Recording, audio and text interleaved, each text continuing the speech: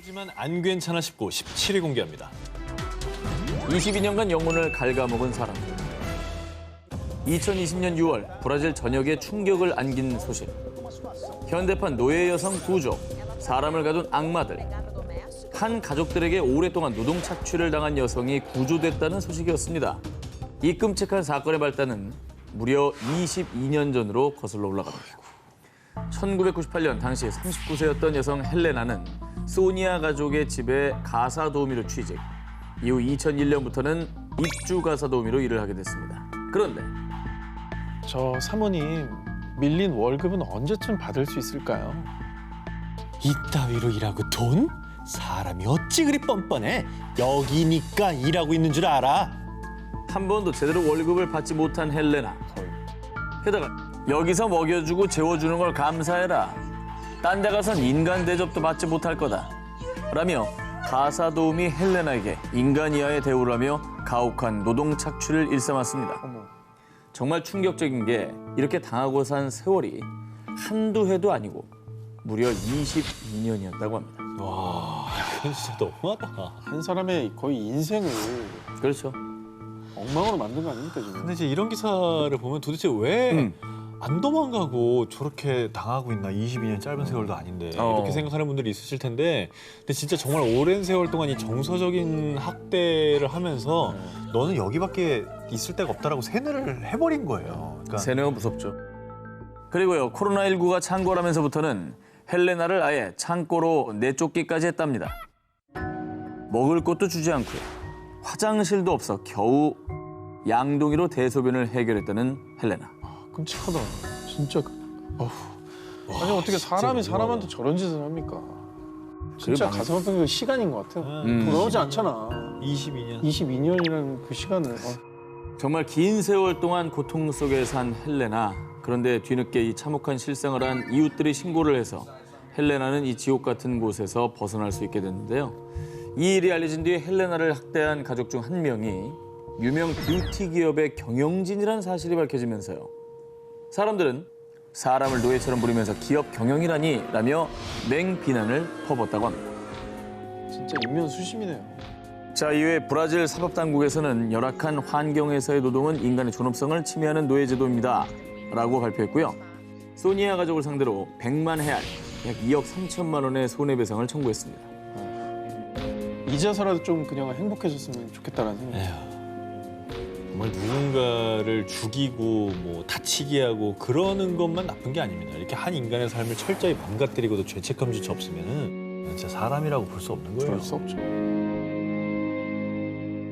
사이코지만 안 괜찮아 싶고 16일을 공개합니다. 잔혹 살인마의 두 얼굴. 2014년 11월 1일 새벽 홍콩에서 있었던 일입니다. 경찰서에 한 통의 전화가 걸려왔습니다.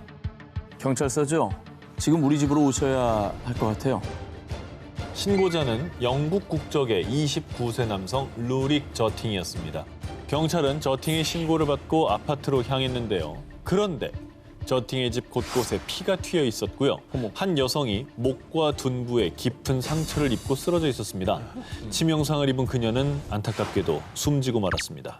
그런데 더 충격적인 건 경찰이 저팅의 아파트 난간에서 여행용 가방을 발견했는데 가방 안에서 또 다른 여성의 사체가 발견됐습니다. 당시 경찰은 현장에서 마약을 발견했고 그가 마약에 취해 두 여성을 살해한 것으로 판단해 그를 체포하는데요. 수사 결과 저팅이 매춘부였던 여성 2명을 집으로 불러들여 며칠 동안 성고문을 한 뒤 잔혹하게 살해한 사실을 밝혀냈습니다. 저팅의 살인 동기가 무엇인지 명확히 밝혀지진 않았는데요.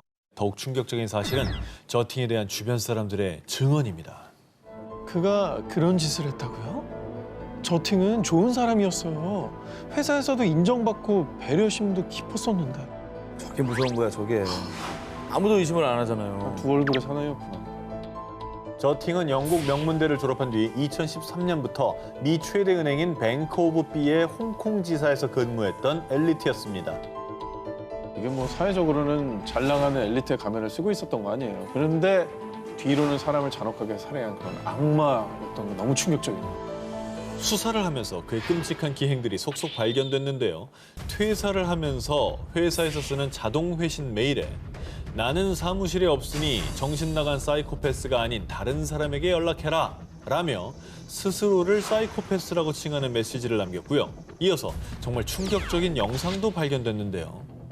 내 이름은 루릭 저팅이다. 난 5분 전에 살인을 했지. 살인마 저팅이 피해자들을 고문하고 살해한 과정을 촬영까지 해놓은 겁니다. 아휴. 게다가 살인 혐의로 기소된 저팅이 법정에서 나오는 모습이 사진 찍혔는데 보시죠. 어머! 완전히. 아, 소름 끼친다. 마치 즐겁다는 듯 섬뜩한 미소를 지어 보였습니다. 무섭다. 2016년 홍콩 법원에서는요, 루릭 저팅은 정상적인 인간의 상상을 넘어서는 매우 소름 끼치는 행위를 저질렀다라며 살인마 저팅에게 종신형을 선고했다고 합니다. 두 얼굴을 가진 잔혹한 살인마, 평생 피해자에게 속죄하길 바랍니다. 사이코지만 안 괜찮아 싶고 15일을 공개합니다.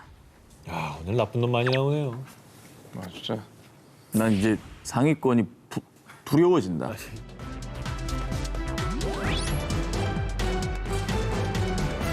2001년 일본의 한 홈페이지에 올라온 소설. 나오미는 얼마 동안이나 숨을 참을 수 있지? 고통스러워하는 너의 모습은 너무 아름다워. 더욱 고통스럽게 해줄게. 이건 또 무슨 소리예요? 사람을 질식시켜 고통스럽게 죽이는 과정을 매우 상세하게 묘사한 소설. 정말 섬뜩한데요. 그런데 이 끔찍한 소설 속의 이야기가 현실에서 일어나고 말았습니다. 마에우에는 어린 시절 온순한 성격의 독서가 취미인 조용한 아이였습니다. 그러던 어느 날 한 추리 소설 속 사파의 마음을 빼앗긴 그. 그런데 충격적이게도 그 사파는 입이 틀어막힌 채 질식한 사람의 표정이었는데요. 왜 그런 거에 마음을 뺏겨? 그런 게 왜 좋아? 저는 그런 사파를 볼 때 그냥 보는 것조차도 되게 공포스럽던데. 그리고 어릴 적에 경찰인 아버지에게 운동을 배우던 중 잠깐 숨이 막혔던 경험까지 겹쳐지며 점점 질식의 이상 성욕을 느끼게 된 그. 그러다 급기야는 자신의 비뚤어진 성욕을 표출하기 시작합니다. 중학생 때 갑작스럽게 사람들의 목을 조르는 범행을 반복한 겁니다. 그래서 결국 마에우에는 2년 6개월의 징역 판결을 받기까지 했는데요. 아니 이게 치료받아야 돼요. 아니 목을 조르는 거 살인 미수 아닙니까? 살인미수죠. 자, 그러다 마에우에가 출소를 한 뒤에는 자신의 이상 성욕을 소설 사이트에서 글로 해소한 겁니다. 하지만 또다시 스멀스멀 고개를 들기 시작한 이상 성욕. 결국 그는 자살 사이트를 만들었습니다. 어차피 죽을 텐데 나를 즐겁게 하고 죽어. 아, 진짜 이거 하지 말지. 이건 그림이 그려지네요. 너무 끔찍한데. 하지 말지. 네. 이렇게 첫 타겟이 된 25세 여성 A씨. 마에우에는 그녀에게 동반 자살을 제의했고요. 그녀를 만나 산으로 향한 뒤 여성 A씨의 손발을 묶고는 난 괴로워하는 당신을 구경하러 왔어. 같이 죽을 생각은 없어. 자, 이렇게 A씨를 실신시켰다 깨우기를 반복. 아, 뭐야. 그리고 정말 악랄하게도 이 모습을 촬영하기까지. 와, 이것이 마에우에가 저지른 첫 번째 살인이었습니다. 와, 그 사람 정말 얼마나 공포스러웠을까. 그때부터 더욱 걷잡을 수 없이 범죄의 늪에 빠진 그는 그 뒤로도 자살 사이트를 통해 알게 된 남자 중학생, 대학생 2명을 같은 방법으로 질식사시켰습니다. 타인의 고통이 본인한테 희열이라니 정말 이거는 진짜 사이코패스가 뭐 다른 사람을 지칭하는 말이 아니네요. 바로 이 사람을 위한 말인 것 같습니다. 이후 경찰은 숨진 3명의 피해자들 공통점이 자살 사이트 가입자였다는 것을 확인하고 그들과 접촉한 마에우에를 체포했고요. 그의 집에서 피해자들을 살해한 증거품, 비디오 테이프도 모두 발견됐다고 합니다. 이후 법원은 살인과 사체 유기 혐의로 마에우에에게 사형을 선고했는데요. 하지만 마에우에는 끝까지 이런 말을 남겼다고 합니다. 남자든 여자든 상관없었다. 그저 고통스러운 얼굴이 보고 싶었을 뿐이다. 라고 말했죠. 사이코지만 안 괜찮아 싶고 14위 공개합니다. 내 안에 악마가 산다. 2015년 1월 일본 나고야의 한 경찰서로 걸려온 전화. 우리 할멈이 몇 주째 집에 안 들어와요. 전화도 안 되고.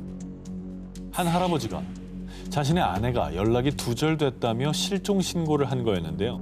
이후 경찰은 목격자의 증언을 확보한 뒤 증언에서 언급된 여대생의 집을 찾아갔습니다. 그런데 정말 충격적이게도 그녀의 집에서 할머니의 사체가 발견됐습니다. 아, 그러면 아까 말한 여대생이 할머니를 죽인 범인인 건가요? 그렇습니다. 에? 할머니를 살해한 범인은 나고야의 한 명문대 학생이던 오우치 마리아였습니다. 사건 당시 할머니가 종교 전도 때문에 마리아의 집에 방문했다가 이런 참변을 당한 걸로 추정했는데요. 아니, 그러니까 모르는 사람이었던 거예요. 모르는 사람인 거죠. 왜 그러는 거야? 경찰 조사에 따르면 마리아는 할머니의 머리를 흉기로 수차례 내려친 뒤 머플러로 목을 졸라 살해했다는데요. 왜 그래? 그런데 말입니다. 대체 할머니를 왜 죽였냐는 경찰의 물음에 예전부터 사람을 죽여보고 싶었어요. 다들 너무 덤덤해. 오늘 이런 기사의 주인공들이 다 덤덤해요. 아니, 진짜 사이코패스들은 이게 무덤덤한 게 더 무서워, 나는. 그런데 말이죠. 마리아의 끔찍한 만행은 이게 다가 아니었습니다. 경찰 조사 과정에서 드러난 또 다른 충격 사실.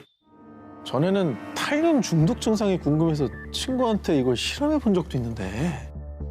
2012년 당시 고등학생이었던 마리아. 그런데 마리아가 다니던 고등학교에서 어느 날 갑자기 한 남학생이 급작스러운 시력 저하, 탈모 등 이상 증세를 보였는데요. 그런데 병원 검사 결과 이 학생의 몸에서 강한 독성 물질인 탈륨 성분이 나온 겁니다. 그런데 당시에는 범인을 잡지 못했는데 마리아가 당시 탈륨 사건의 범인이 바로 자신이었다고 자백을 한 겁니다. 그런데요, 이 모든 충격 사실이 밝혀지고 나자 본인이 자백을 했음에도 불구하고 마리아의 변호인들은 마리아가 발달 장애와 양극성 장애가 있다고 주장하며 변호를 했는데요. 하지만 2019년 10월 대법원에서는 마리아가 범행의 위험성을 충분히 인지했고 피고의 장애가 범행에 미치는 영향은 제한적이었다라고 판결을 내리며 마리아에게 무기징역을 선고했다고 합니다. 뭐 꼭 제대로 된 처벌을 받아서 본보기라도 좀 보여줘야 될 것 같아요. 그런데 정말 끝까지 섬뜩한 건요. 재판받기 전 마리아가 약물 치료를 받았는데요. 치료를 받던 와중에도 사람을 죽이고 싶다는 생각이 든다는 끔찍한 발언을 계속했다고 합니다. 굉장히 위험한 사람이네. 정말 무서운 게 이제 다들 평범한 모습을 하고 있잖아요. 근데 그 속에는 또 이런 생각을 하고 있다는 게 좀 무섭고 정말 그러니까. 우리가 이제 나이가 들수록 귀신보다 사람이 더 무섭다라는 얘기를 하는데 그 말이 이제 공감되는 하루가 아닌가 하는 생각이 듭니다. 사이코지만 안 괜찮아 싶고 13위를 공개합니다. 캐나다 희대 살인범. 2017년 5월 캐나다 몬트리올의 한 초등학교에 한 여인이 등장하면서부터 수많은 학부모들이 불안에 떨었는데요. 그 이후 이 여인은 1993년 캐나다 전역을 공포로 몰고 간 칼라 호몰카였기 때문입니다. 1991년 폴 베르나르도와 결혼한 칼라 호몰카. 그녀의 남편 폴은 성공한 회계사에 잘생긴 외모로 여자들에게도 인기가 많은 타입이었는데요. 하지만 그는 사실 마약 중독에 빠진 변태 성욕자였습니다. 그리고 칼라가 결혼한 뒤에는 자신이 칼라의 첫 번째 남자가 아니라는 이유로 칼라를 지속적으로 폭행했는데요. 그러다 남편의 화를 풀어줄 방법을 고민하던 칼라는 남편만을 위한 크리스마스 선물을 준비했습니다. 당신이 좋아할 만한 선물이 곧 집에 올 거예요. 기대도 좋아요. 그녀가 남편을 위해 준비한 선물은 바로 자신의 15살 여동생인 태미. 아, 이건 또 무슨 소리야? 평소 폴이 처제인 태미에게 음흉한 마음을 품고 있었다는 사실을 눈치챈 칼라는 태미를 저녁 식사에 초대했고요.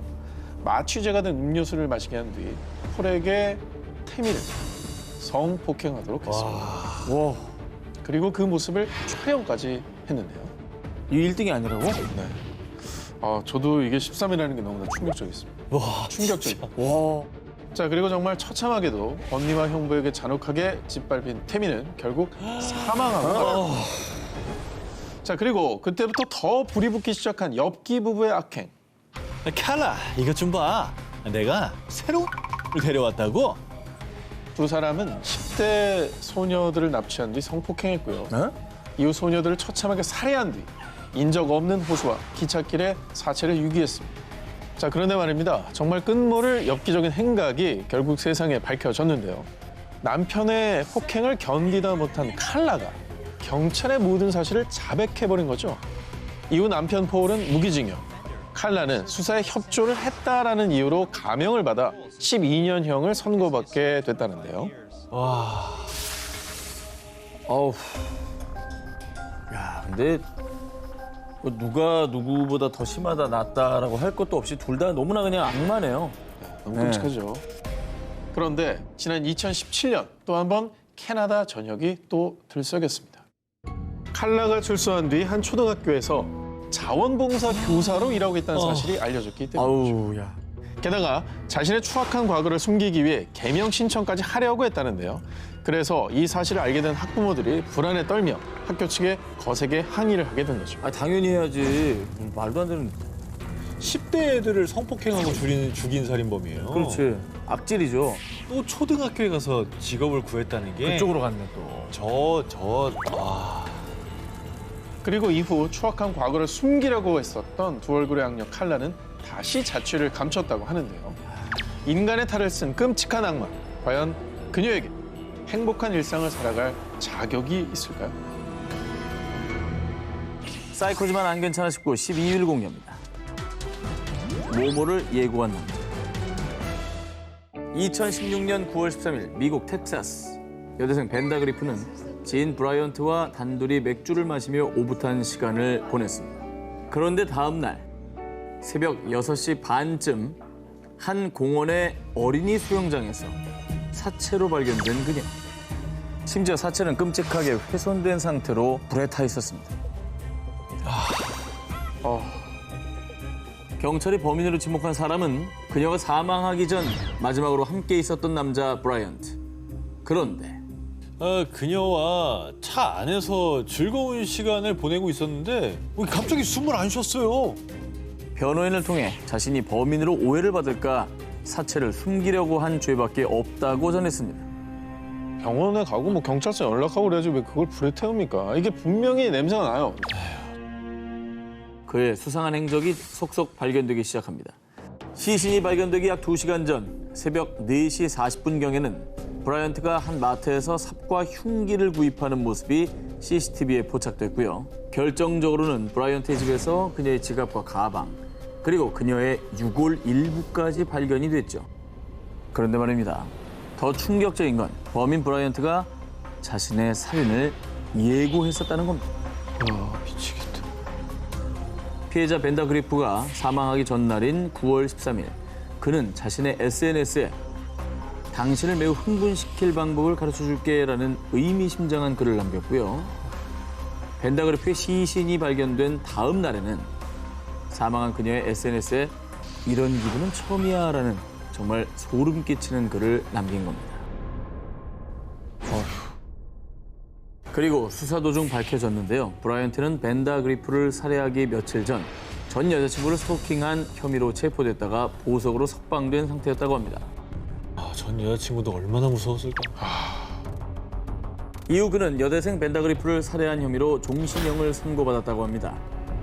자신의 살인을 예고하고 끔찍한 후기까지 남긴 잔혹한 악마의 광기. 과연 그는 이 광기를 멈출 수 있을까요? 클리블랜드의 한 법정. 엄숙한 분위기 속에서 재판이 진행되고 있었는데요. 왜 이래. 어머. 모든 비극의 시작은 2012년으로 거슬러 올라갑니다.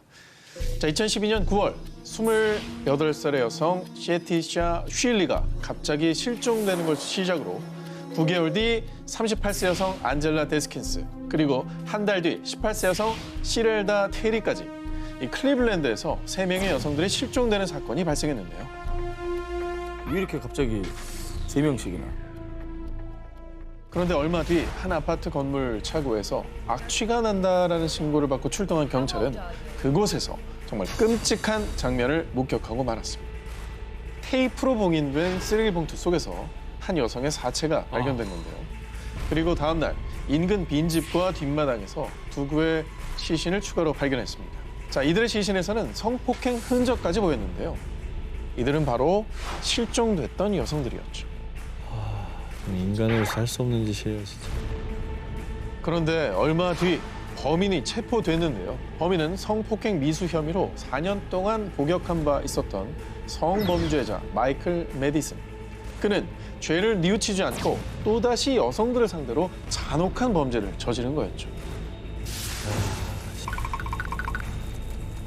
자, 그리고 2016년 5월 마이클에 대한 사형 선고가 있던 날 피해자의 유가족들도 참석한 가운데 피해 여성 중 한 명 시렐다의 아버지 벤이 용기를 내서 단상에 섰습니다. 그리고 I guess we're supposed to, in our hearts, forgive this clown who's touched our families, taken my child. 아니 딸이 범인 손에 처참히 살해야 되는데 어떻게 저런 결정을 내리셨을까요? 자, 그런데 그때 벤은 살인마 마이클을 향해 무서운 기세로 돌진했는데요. 시렐다의 아버지가 이토록 분노했던 이유는 마이클의 웃는 얼굴일 때문이었습니다. 그는 재판 내내 무표정으로 앉아있다가 시렐다의 아버지 벤이 울먹이자 비웃기 시작한 겁니다. 벤이 화를 내며 본인에게 뛰어드는 모습을 보며 마이클이 더 화나게 웃자 이에 벤은 저 사람은 인간도 아니에요. 인간이 어떻게 저럴 수 있냐고요.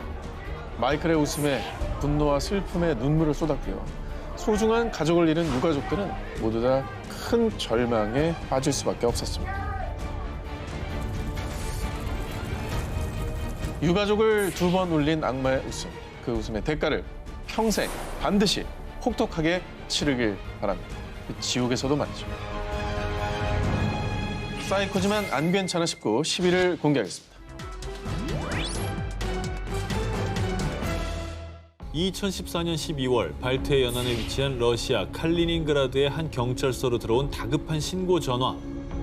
제가 성폭행을 당했어요. 그 남자 차 번호가요. 이후 정말 다행히도 곧바로 성폭행 용의자 예프렘 이즈마일로프가 체포됐는데요. 그런데 말입니다. 체포 직후 예프렘의 충격적인 정체가 밝혀졌습니다. 뭔데요 또 정체가? 아, 불안해. 또 뭐길래. 성폭행범 예프렘의 실체. 그는 경찰이었습니다. 2005년부터 2014년까지 경찰로 재직한 예프렘은 밤길을 홀로 걷던 여성에게 접근. 경찰입니다. 밤길이 늦었으니 제가 집까지 바래다 드리죠. 그런 사람 잡아야지. 니들이 그럴 때가 아니지. 여성분은 얼마나 마음을 놨겠냐고. 경찰 신분증을 보여주며 경계심을 풀게 한 뒤 여성들을 자신의 차에 태웠고요. 이후 인적이 드문 곳으로 차를 몰고 가 성폭행해왔던 겁니다. 참, 네 정말. 아, 제정신으로 방송할 수가 없어. 예프렘이 여성들을 성폭행한 뒤에 남긴 끔찍한 말. 사실 나 HIV 감염자야. 근데 나 경찰인 거 알지? 너 어떻게 하는 거 일도 아니니까 입 조심해.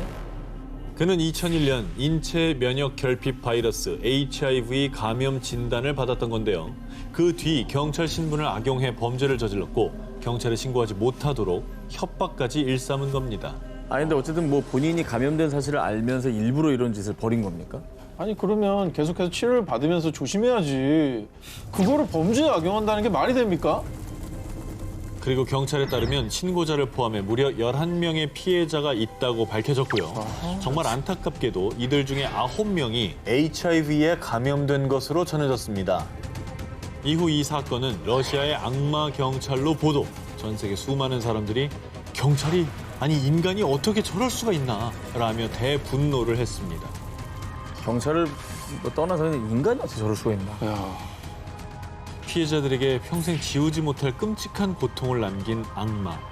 과연 지금 그는 자신의 잘못이 뭔지, 무슨 짓을 한 건지 깨닫긴 했을까요? 사이코지만 안 괜찮아 싶고 9위를 공개합니다. 모모모 때문에 희생된 아이들. 2019년 4월 중국 허난성에 위치한 한 사립 유치원. 평소처럼 간식으로 제공된 죽을 먹은 아이들. 그런데 아이들이 갑자기 배가 아프다며 구토와 실신을 하더니 무려 20여 명의 아이들이 병원에 실려갔는데요. 아 불안해. 먹을 거 가지고 좀 그러지 좀 마 좀. 이게 오늘 주제만 아니면 뭐 재료가 상해서 식중독인가? 뭐 이런 생각을 할 텐데. 아, 그 정도면 뭐 여기까지 올라오지도 않았겠죠. 공안의 조사 결과 아이들이 먹은 팥죽에서 화합물인 아질산 나트륨이 검출됐는데요. 이 뭐예요, 아질산나트륨? 육가공 제품의 붉은색을 내기 위해 소량으로 사용되지만 만약 과다하게 섭취할 경우 특히나 어린아이들은 사망에까지 이를 수 있는 독성 물질입니다. 그런데 말입니다. 정말 이상하게도 유치원에 다니는 총 50명의 아이들 모두 똑같은 죽을 먹었는데 교사 원페이가 담당하는 아이들만 이상 증세를 보인 겁니다. 그래서 공안에선 교사 원페이를 범인으로 의심했죠. 그런데 진짜 범인은 따로 있었습니다. 이봐요, 왕윤 씨. 아니, 왜 아이들이 먹는 죽에 독극물을 넣는 겁니까? 이게 다 원페이 때문이라고요. 아이들이 먹은 죽에 독극물을 넣은 범인은 원페이의 동료 교사 왕윤. 그런데 그녀가 범행을 저지른 이유는 정말로 어처구니 없게도 동료 교사 원페이에게 복수를 하기 위해서였습니다. 무슨 나갔네. 말이야, 뭐야 이게 정말. 애들이 무슨 죄야. 공안 조사에 따르면 평소 두 사람은 교육 방식을 두고 말다툼이 잦았다고 합니다. 그러다 원장에게 주의를 받자 동료 원페이 때문이라고 여겨서 앙심을 품게 된 거죠. 그래서 복수심에 눈이 먼 교사 왕윤은 독성 물질인 아질산 나트륨을 구입한 뒤 원페이의 반 아이들의 죽에 넣었던 겁니다. 원페이가 준 죽을 먹은 아이들만 탈이 나게 되면 원페이가 범인으로 몰릴 수 있을 거다라고 생각했던 거죠. 아, 저건 무슨 뭐야 저게 도대체. 왕윤의 만행으로 아이들은 위세척을 받고 고통스러운 시간을 보내야 했고요. 그리고 정말 안타깝게도 한 아이는 영원히 눈을 뜨지 못하는 비극을 맞게 됐는데요. 야, 진짜 미치겠다 정말. 야, 그 학부모는 어떻게 해? 그런데 정말 끝까지 교사 왕윤은 이 끔찍한 일을 벌이고 재판을 받는 와중에도 난 그때 애들 따윈 중요하지 않았어요. 원페이에게 복수를 해야 했다고요. 아이들의 목숨은 안중에도 없었다라는 거를 본인이 인정하고 있잖아요. 나중에라도 후회라도 했으면 모르겠는데 이게 사람 맞습니까? 복수심 때문에 아이들의 목숨을 이용한 그리고 빼앗았던 교사. 당신 같은 사람이 교사, 아니 사람으로서의 자격이 과연 있을까요? 사이코지만 안 괜찮아 싶고 파리 공개합니다. 모모 때문에 일어난 비극. 러시아 상트페테르부르크에 사는 친자매 언니 엘리자베타와 동생 스테파니아는 머리색부터 화장까지 비슷한 스타일로 꾸밀 정도로 사이가 좋았죠. 그런데 2016년 2월 동생 스테파니아의 남자친구 집에서 셋이 함께 파티를 하던 중 그만 동생이 흉기에 수백 차례 찔려 사망하는 사건이 발생했습니다. 이건 무슨 약간 원한이 있지 않으면 사실 수백 차례나. 너무 끔찍한데요. 당시 경찰은 현장에서 범인을 검거했습니다. 그런데 범인은 정말 충격적이게도 언니 엘리자베타였습니다. 아니 사이가 좋았다면서요. 그러니까 왜 그런 일을 친언니인 그녀가 동생을 그토록 잔인하게 살해한 이유는 모두 질투심 때문이었습니다.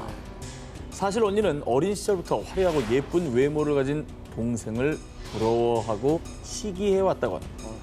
그래서 언니는 늘 동생의 머리색, 화장법을 모두 따라해왔다고 합니다. 그냥 우애가 좋아서 따라한 게 아니고 카피하려고 했어요. 그렇죠. 그런데 동생이 모델 활동으로 사람들에게 인기를 끌고 주목을 받자 언니의 마음속에 오랫동안 도사리고 있던 검은 질투심이 동생을 덮쳐버린 겁니다. 뭐야. 참혹한 사건이 일어난 그날 동생 남자친구가 잠시 자리를 비운 사이 질투심에 눈이 먼 언니는 동생을 잔혹하게 살해했고요. 특히 그토록 시기하고 부러워했던 동생의 얼굴을 형태를 알아볼 수 없을 정도로 심하게 훼손하는 잔인함까지 보였습니다. 자, 그런데 말입니다. 언니는 반성은커녕 정말 뻔뻔하고 영악하게도 제가 동생을 죽였다고요? 제정신이 아니었나 봐요. 저는 정신치료가 필요한 환자라고요. 난 저런 식으로 빠져나가는 게 너무 짜증나요. 그러니까 다들 무심신이 미약하대. 가명을 목적으로 자신이 정신질환을 앓고 있다고 주장을 한 것이죠. 하지만 의료진의 소견에서 재판을 받을 수 있을 정도로 건강하다고 판단했고요. 결국 2019년 언니 엘리자베타는 살인 혐의로 징역 13년을 선고받았다고 합니다. 13이 너무 짧다고 생각합니다. 그 와중에도 지금 동생한테 미안하다 소리 한 번도 안 한 거 아니에요? 그렇죠.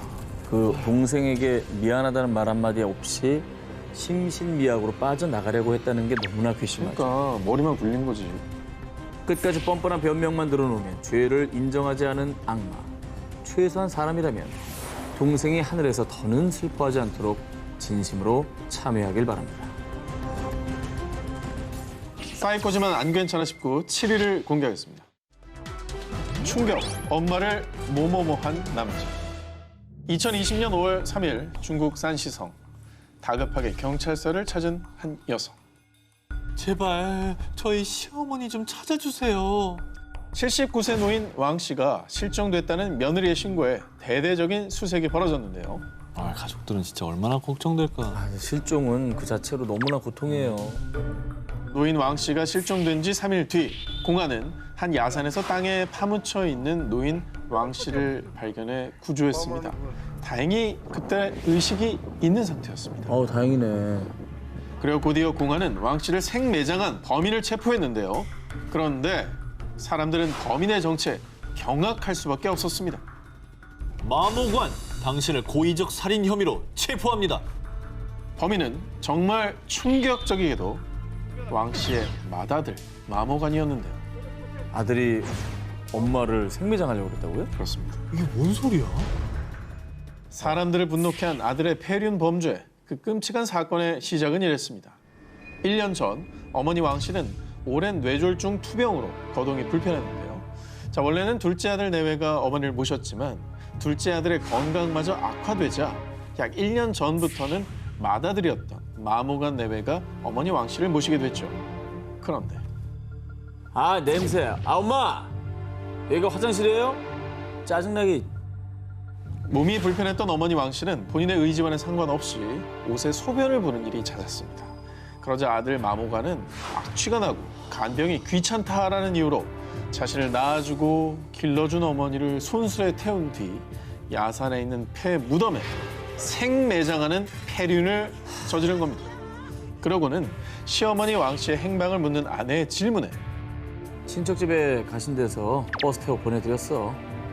자, 이렇게 말도 안 되는 변명을 한 거죠. 아니, 뭐, 자기 엄마잖아, 자기 엄마. 저희 그렇죠. 엄마예요. 아니, 음, 진정해야 돼. 자, 그런데 남편이 말도 안 되는 말을 하자 이를 수상히 여긴 아내는 곧바로 공안에 신고를 한 거고요. 잘했다. 그 뒤에 공안의 수사와 압박이 계속되자 아들 마모가는 결국 자신의 폐륜 범죄를 실토하게 된 겁니다. 자, 그런데 말입니다. 아들 마모가는 모든 범행이 드러났음에도 공안 조사에서 뻔뻔하게 간병이 얼마나 힘든지 알아? 온 집안에 악취가 나서 못 살겠다고? 자, 이렇게 반성은커녕 폐륜적인 말로 사람들의 공분을 샀고요. 당시 사건을 조사한 공안들도 절대 용납할 수 없는 비윤리적인 범죄라며 분통을 터뜨렸다고 합니다. 아니, 자기 자식이 나중에 자기한테 그래봐요. 어? 그거 왜 생각 못하죠? 그런 생각 있는 사람 저렇게 했겠습니까? 아이고야. 자, 그런데 말이죠. 정말 더 가슴이 아픈 건요. 어머니 왕 씨가 병원에서 의식을 차리자마자 꺼낸 첫 마디입니다. 우리 아들이 큰 벌을 받으면 어떡하지? 라는 말을 하셨다고 합니다. 사이코지만 안 괜찮아 싶고 6일 공개합니다. 비정한 부모의 몸. 2016년 10월 싱가포르의 한 병원에 5살 남자아이가 온몸에 3도 화상을 입고 심각한 상태로 실려왔습니다. 그런데 아이를 진찰하던 의사는 깜짝 놀라고 마는데요. 이게 뭐야? 누가 이렇게 때린 거야? 아이는 화상뿐만 아니라 입술은 찢어지고 코뼈에는 금이, 심지어 갈비뼈도 골절된 상태였습니다. 이에 의사는 아이가 수개월 동안 학대받은 것으로 판단, 아이의 부모를 경찰에 신고했는데요. 부모가 때린 건가요? 그렇습니다. 그런데 경찰에 체포된 부모가 처음 한 말이 엽기적입니다. 아, 애가 말을 안 듣잖아요. 아, 혼나야 정신을 차리지. 아이 부모가 자행한 끔찍한 훈육의 실체가 저 훈육이란 말도 좀 버리고 싶네요. 훈육은 무슨 훈육이야, 이 저게. 학대가 아니, 무엇이냐? 아니, 애가 과자통을 뒤집어 엎었어요. 애는 과자통을 당연히 뒤집어요. 그걸 다 뒤집고 다 어지른다고. 그냥 애는 당연한 거야, 그게. 목욕을 안 하려고 하니까 혼낸 거죠. 애기는 다 목욕을 하기 싫어해. 5살 아들이 실수로 과자가 담긴 통을 엎으면 부모는 아이에게 주먹질을 가했고요. 아들이 스스로 목욕을 하지 않으면 부모는 펄펄 끓인 뜨거운 물을 아들의 온몸에 부어버렸다고 합니다. 미쳤나 보네, 저거. 그것도 하루가 멀다 하고 계속 아이에게 학대를 가해왔던 겁니다. 저게 무슨 분위기야. 학대 고문이죠, 저거. 그건 자기 화풀이고요. 예. 어떤 말로 정당화 될 수 없습니다. 자신들의 끔찍한 만행을 정말 아무렇지도 않게 얘기한 악마들. 그런데 더 충격적인 건요. 부모는 화상으로 고통스러워하는 5살 아들을 치료해주기는커녕 아파서 운다고 좁은 고양이 우리에 몇 시간 동안 가둬놓았다고 하는 저기다가? 저 3장 아니야? 그렇습니다. 한참 지나 아이가 움직이지 않자 부모는 마지못해서 아이를 병원에 데려왔던 겁니다. 마지못해? 하지만 정말 가슴 아프게도 부모의 끔찍한 학대에 시달린 5살 아들은 끝내 숨을 거두고 말았는데요. 자, 그런데 정말 끝까지 인간의 길을 포기한 악마들은 이런 말을 남겼다고 합니다. 그러게 진작에 말을 잘 듣지. 난 아이가 잘 되라고 그런 거라고요. 결국 5살 아들을 무자비하게 학대하고 죽음에 이르게 한 부모는 징역 27년형을 선고받았다고 하는데요. 여러분, 학대는 훈육이 아닙니다. 그리고 아이는 결코 부모의 소유물도 아닙니다. 지난 5월 태국 방콕 2살 아들을 둔 엄마 니타 원권의 안타까운 사연이 수많은 이들을 가슴 아프게 했습니다. 아들의 병원비가 없어요. 이 마스크로 우리를 도와주세요. 니타 원권이 자신의 SNS에 2살 아들이 해산물 알레르기 반응을 보이는 희귀 질환으로 고통받고 있다며 치료비 마련을 위해 마스크를 사달라는 내용의 글을 올린 겁니다. 그리고 그녀의 안타까운 사연에 수많은 누리꾼들이 마음을 보탰고요. 니타 원권은 약 3억 5천만 원의 수익을 올렸다고 전했습니다. 그런데 며칠 뒤 아이가 치료를 잘 받았다는 반가운 소식 대신 들려온 끔찍한 소식. 안 돼. 아픈 아들의 치료비로 모금을 한 여성이 아들에게 표백제를 먹인 혐의로 체포됐습니다. 아니, 약을 먹여야지 왜 표백제를 먹여요? 아니, 왜 그랬대? 뭐야? 아까는 뭐 도와달라고 아픈 아이를 위해서 나는 되게 힘들다고 이렇게 마스크 팔지 않았습니까? 아, 어떻게 된 겁니까? 돈은 다 어디 간 거예요? 니타 원권의 만행은 아이가 병원에 입원하면서 드러났습니다. 2살 아들의 병원 검사 결과 니타 원권의 아들의 위와 장에서 표백제, 세정제 등에 쓰이는 산성화학 물질이 대량으로 검출된 겁니다. 그리고 엄마가 말한 해산물 알레르기는 없었는데요. 사기친 거야? 이후 경찰 조사에 따르면 엄마 니타 원권이 2살 아들에게 강제로 표백제를 먹여 아파 보이게 한 뒤 거액의 모금액을 갈취하려 했던 겁니다. 그리고 2살 아들을 이용해 모은 이 돈은 온라인 도박에 사용했다는 것이 드러났습니다. 아, 그 도박비 벌려고 아들들한테 표백제를 먹였다는 거예요? 그거예요? 맞네. 여기서 더 충격적인 건요. 더 충격받을 게 더 뭐가 있어? 있어, 여기서. 이 엄마가 아이를 데리고 병원에 온 게 이번이 처음이 아니란 겁니다. 상습범이구만. 2018년 니타 원권은 자신이 입양한 4살 딸이 희귀 질환에 앓고 있다면서요. 기부금을 모금하고 온라인으로 물품을 판매했었는데 그러나 안타깝게도 이 소녀는 2019년 세상을 떠났다고 전해졌죠. 야, 이게 그런데 4살 딸과 2살 아들의 증상이 너무나도 비슷했다고 합니다. 이 가슴 아픈 사건이 전해진 뒤 일명 표백제 엄마로 불리게 된 니타 원권은요. 현재 아동학대, 살인미수, 사기 등의 혐의로 조사를 받고 있는 것으로 전해졌는데요. 부디 제대로 된 조사가 이루어져서 엄마가 아닌 범죄자 니타 원권의 죄가 명명백백히 밝혀지길 바랍니다. 사이코지만 안 괜찮아 싶고 4위를 공개하겠습니다.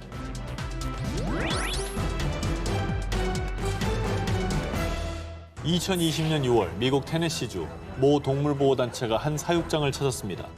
그런데 아니, 이런 곳에 가둬두다니. 얘 정말 제정신이야? 철장 안을 확인하고 놀란 사람들은 즉시 경찰에 신고하고 구조 활동을 했습니다. 뭐예요? 또 이거 동물학대? 그러게 동물학대인가? 왜? 당시 현장에는 50여 마리의 개를 비롯해 토끼, 닭, 고양이 등 많은 동물들이 철제 사육장 안에 갇혀 있었는데요. 그런데 더 충격적인 것은 이 철제 사육장 안에 어린아이, 18개월 된 어린아이가 갇혀 있었던 겁니다. 안 돼. 18개월짜리 아이를 왜 저기에 가둡니까? 뭐야, 동물도 아니고 뭐야, 저게. 당시 현장에서 아이를 발견한 경찰이 한 말. 아이는 마치 동물처럼 살고 있었고 매우 굶주려 보였습니다. 아이가 있던 철장 위에 음식과 쓰레기가 뒤범벅돼 있었고 철장 안에는 바퀴벌레와 구더기가 득실거리고 바닥에는 오물이 가득해 지독한 악취가 코를 찔렀다고 합니다.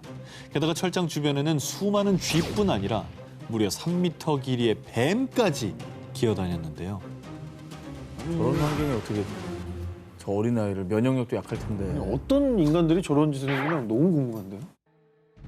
자, 믿기 힘든 사실은요. 철장에 아이를 가둔 범인은 정말 너 때문에 못 살아. 너 여기 들어가 있어. 바로 아이의 부모, 가족들이었습니다. 심지어 경찰이 철장에 갇힌 아이를 구조하고 아이의 부모를 찾았을 땐요.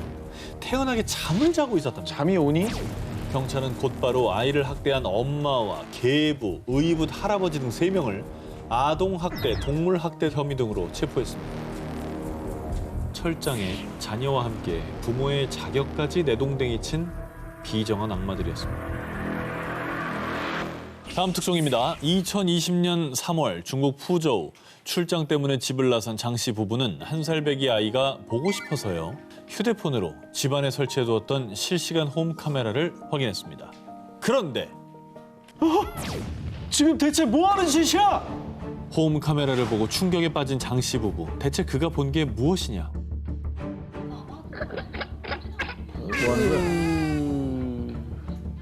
어우 때려 때려. 아니 아우 저 갓난아기가 뭐 한다고 때려. 아 뭐야 왜 코를 왜 꼬집어? 孩子的鼻子，让他将米糊吞下，导致孩子被敲大哭。 한 여성이 아이의 머리를 과도하게 젖혀 억지로 음식을 먹이는데요. 1살배기 아이를 학대한 여성이 대체 누구냐? 저희가 출장 갈 동안 우리 아이 좀 잘 부탁드릴게요. 걱정 마시고 믿고 맡겨주세요. 평소 출장이 잦았던 장 씨 부부가 1살배기 아이를 돌봐줄 사람이 필요해 고용한 보모, 저우였습니다. 부부는 보모를 구하긴 했지만 집안에 홈 카메라를 설치했는데요. 틈틈이 아이를 지켜보던 중 카메라의 존재를 모르던 보모 저우가 아이를 학대하는 현장까지 포착을 한 겁니다. 저는 이 출장 가서 그 화면을 볼 때 얼마나 손이 떨렸을까. 그럼 바로 올 수도 없고. 근데 지금 뭐 해야 될 일은 있고 이거 아니 근데 보모들이 선량하신 분들이 대부분이란 말이에요. 대부분 근데 선량하죠. 저런 인간들 때문에 괜히 오해받고 그런 거 아닙니까? 영상을 보고 장 씨 부부는 아이를 병원에 데려갔는데요. 진단 결과 보모의 강제 식사로 인해 흡인성 폐렴 증세를 보였다고 합니다. 1살이 아니, 말도 못하지 뭐 힘도 없지 얼마나 괴로웠을까. 말을 못하잖아. 그런데 말입니다. 보모 저우가 조사받는 과정에서 말한 아이 학대 이유가 무엇이었느냐? 아 그냥 기분이 좀 안 좋아서 그랬어요. 얼마나 밥을 안 먹든지 짜증이 그냥 기분이 안 좋다는 이유로 1살밖에 아이를 보모라는 직업을 가진 사람이 저렇게 했다는 게 너무 충격적이에요. 정말 자신의 죄를 꼭 깨닫고 늦었지만 이제라도 인간이기를 포기하지 않았으면 좋겠습니다. 让他将米糊吞下。 사이코지만 안 괜찮아 싶고 1위 후보 헤드라인 공개해 주시기 바랍니다.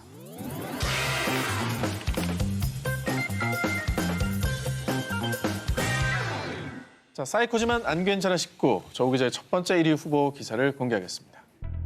2019년 5월 미국 일리노이주 시카고 산모로 보이는 46세 여성 클라리스와 그녀의 딸 데지레는 911에 전화해 태어난 아기가 숨을 안 쉰다며 다급하게 도움을 요청했습니다. 출동한 구급대원들에 의해 아이는 병원에 옮겨져 치료를 받았는데요. 하지만 안타깝게도 아이는 숨을 거두고 말았습니다. 911에 연락한 두 모녀는 얼마 뒤 살인 혐의로 경찰에 체포가 됐는데요. 알고 보니 이 모녀는요. 갓 태어나 숨진아기와는 피 한 방울도 섞이지 않은 남이었습니다. 무슨 말이에요? 무슨 말이야 이게 지금? 숨진 아이의 진짜 엄마는 오초아 로페즈라는 인물이었는데요. 자, 오초아는 임신 9개월로 곧 출산을 앞두고 있었습니다. 그런데 가정 형편이 어려웠던 오초아는 SNS에 아기용품을 나눠달라라는 글을 올려 도움을 요청했었죠. 그리고 얼마 뒤 아기용품을 줄 테니 집으로 오라는 클라리스와 데지레 모녀의 메시지를 받고 집을 찾아갔던 거였습니다. 자, 그런데 두 모녀는 집을 찾아온 오초아를 처참히 살해. 왜? 그리고 극악무도하게도 의학 지식도 전혀 없는 두 사람이 아이를 뱃속에서 강제로 꺼냈던 겁니다. 그리고 정말 어이없게도 아이가 병원에 입원해 있는 동안 아이가 아프니 도와달라며 인터넷에 입원비를 모금까지 했다고 합니다.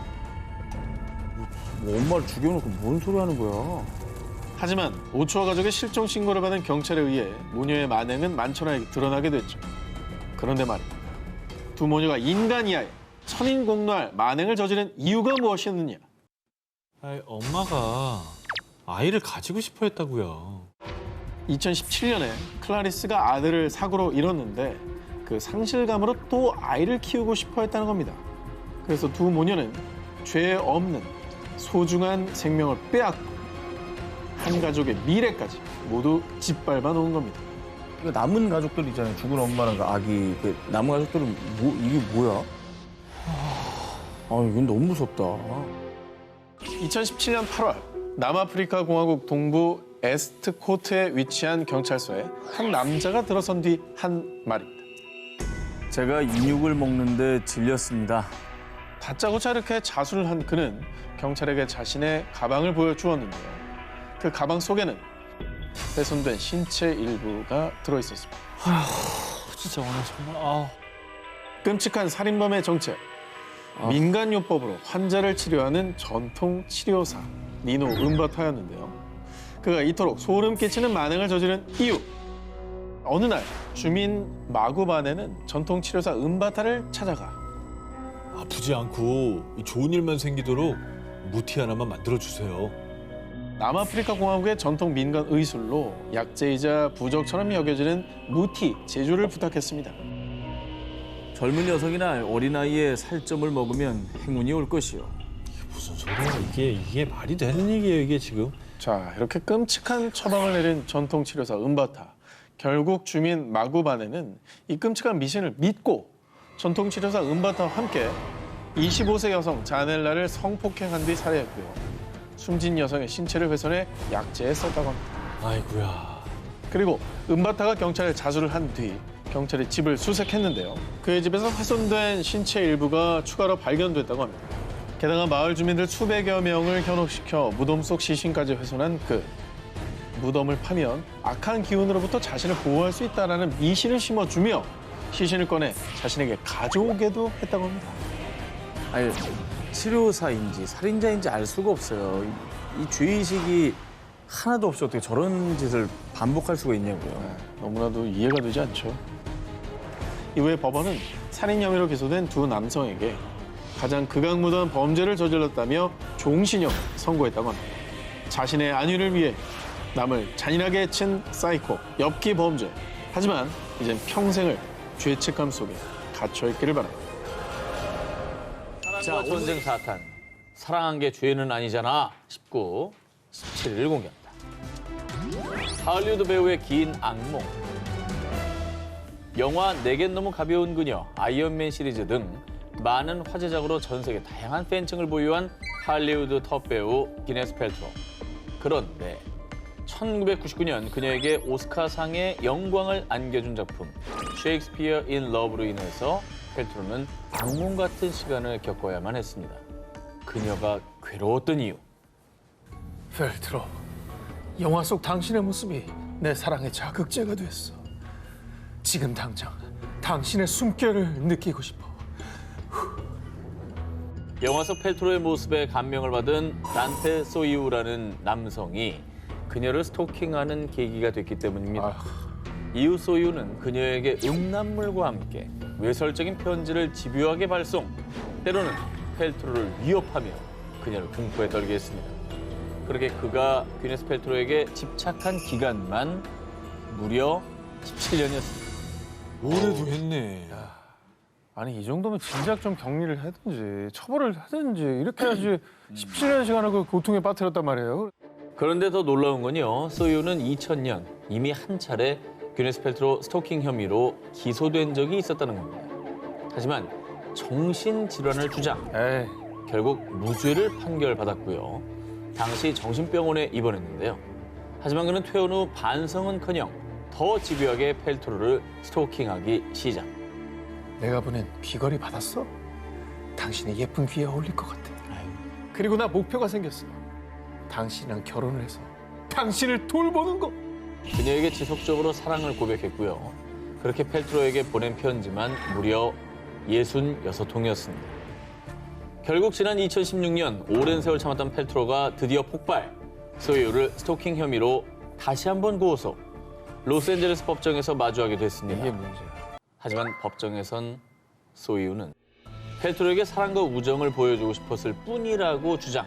스토킹 혐의를 부인했는데요. 갑자기 법정만 오면 착해지네. 아휴.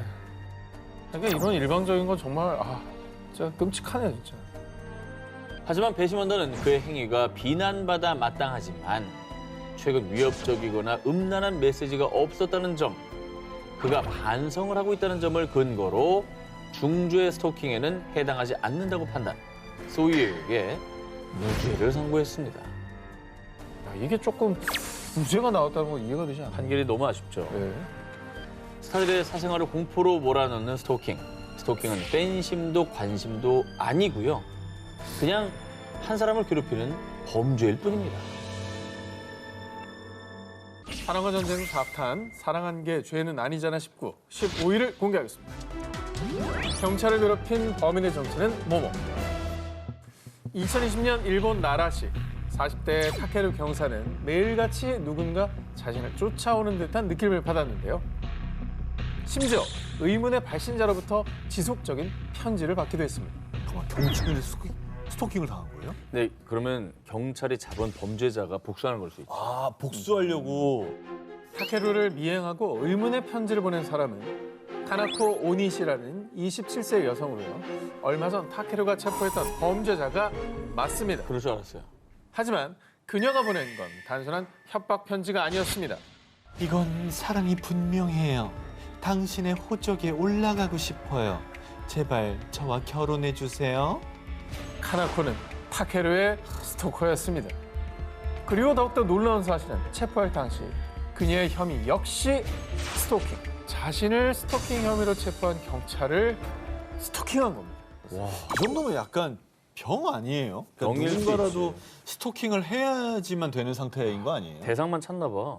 카나코는 스토킹 혐의로 타케루 경사에게 수사를 받던 중 카나코 씨, 왜 그런 짓을 하셨어요? 그건 범죄예요. 다신 그러지 마세요. 네? 자, 이렇게 자상한 타케루 경사에게 의지를 하게 됐고 금세 그에게 사랑에 빠지며 스토킹의 표적을 바꾼 겁니다. 아우. 이후 카나코는 타케루 경사를 미행하는 건 물론 유부남인 그에게 결혼해달라며 편지까지 보냈는데요. 참다 못한 타케루 경사는 카나코를 또다시 체포. 결국 그녀는 타케루 경사에 대한 접근 금지 명령을 받았습니다.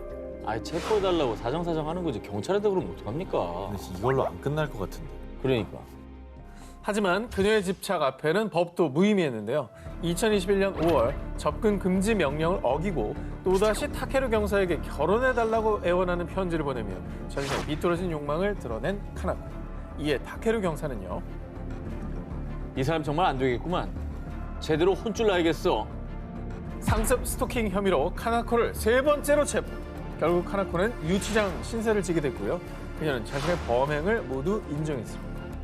자신에게 수갑을 채운 경찰관을 스토킹해 철창 신세를 지게 된 여성. 사랑을 강요하는 건 진정한 사랑이 아닌 범죄라는 것을 깨달았길 바랍니다.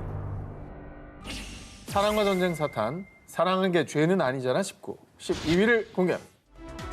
우리 집에 뭐뭐 있다. 헐. 2009년 미국 배우 겸 작가로 활동하는 조 커밍스는 집에서 쉬던 중 이상한 경험을 했는데요. 이게 무슨 소리지? 설마 도둑이야? 어?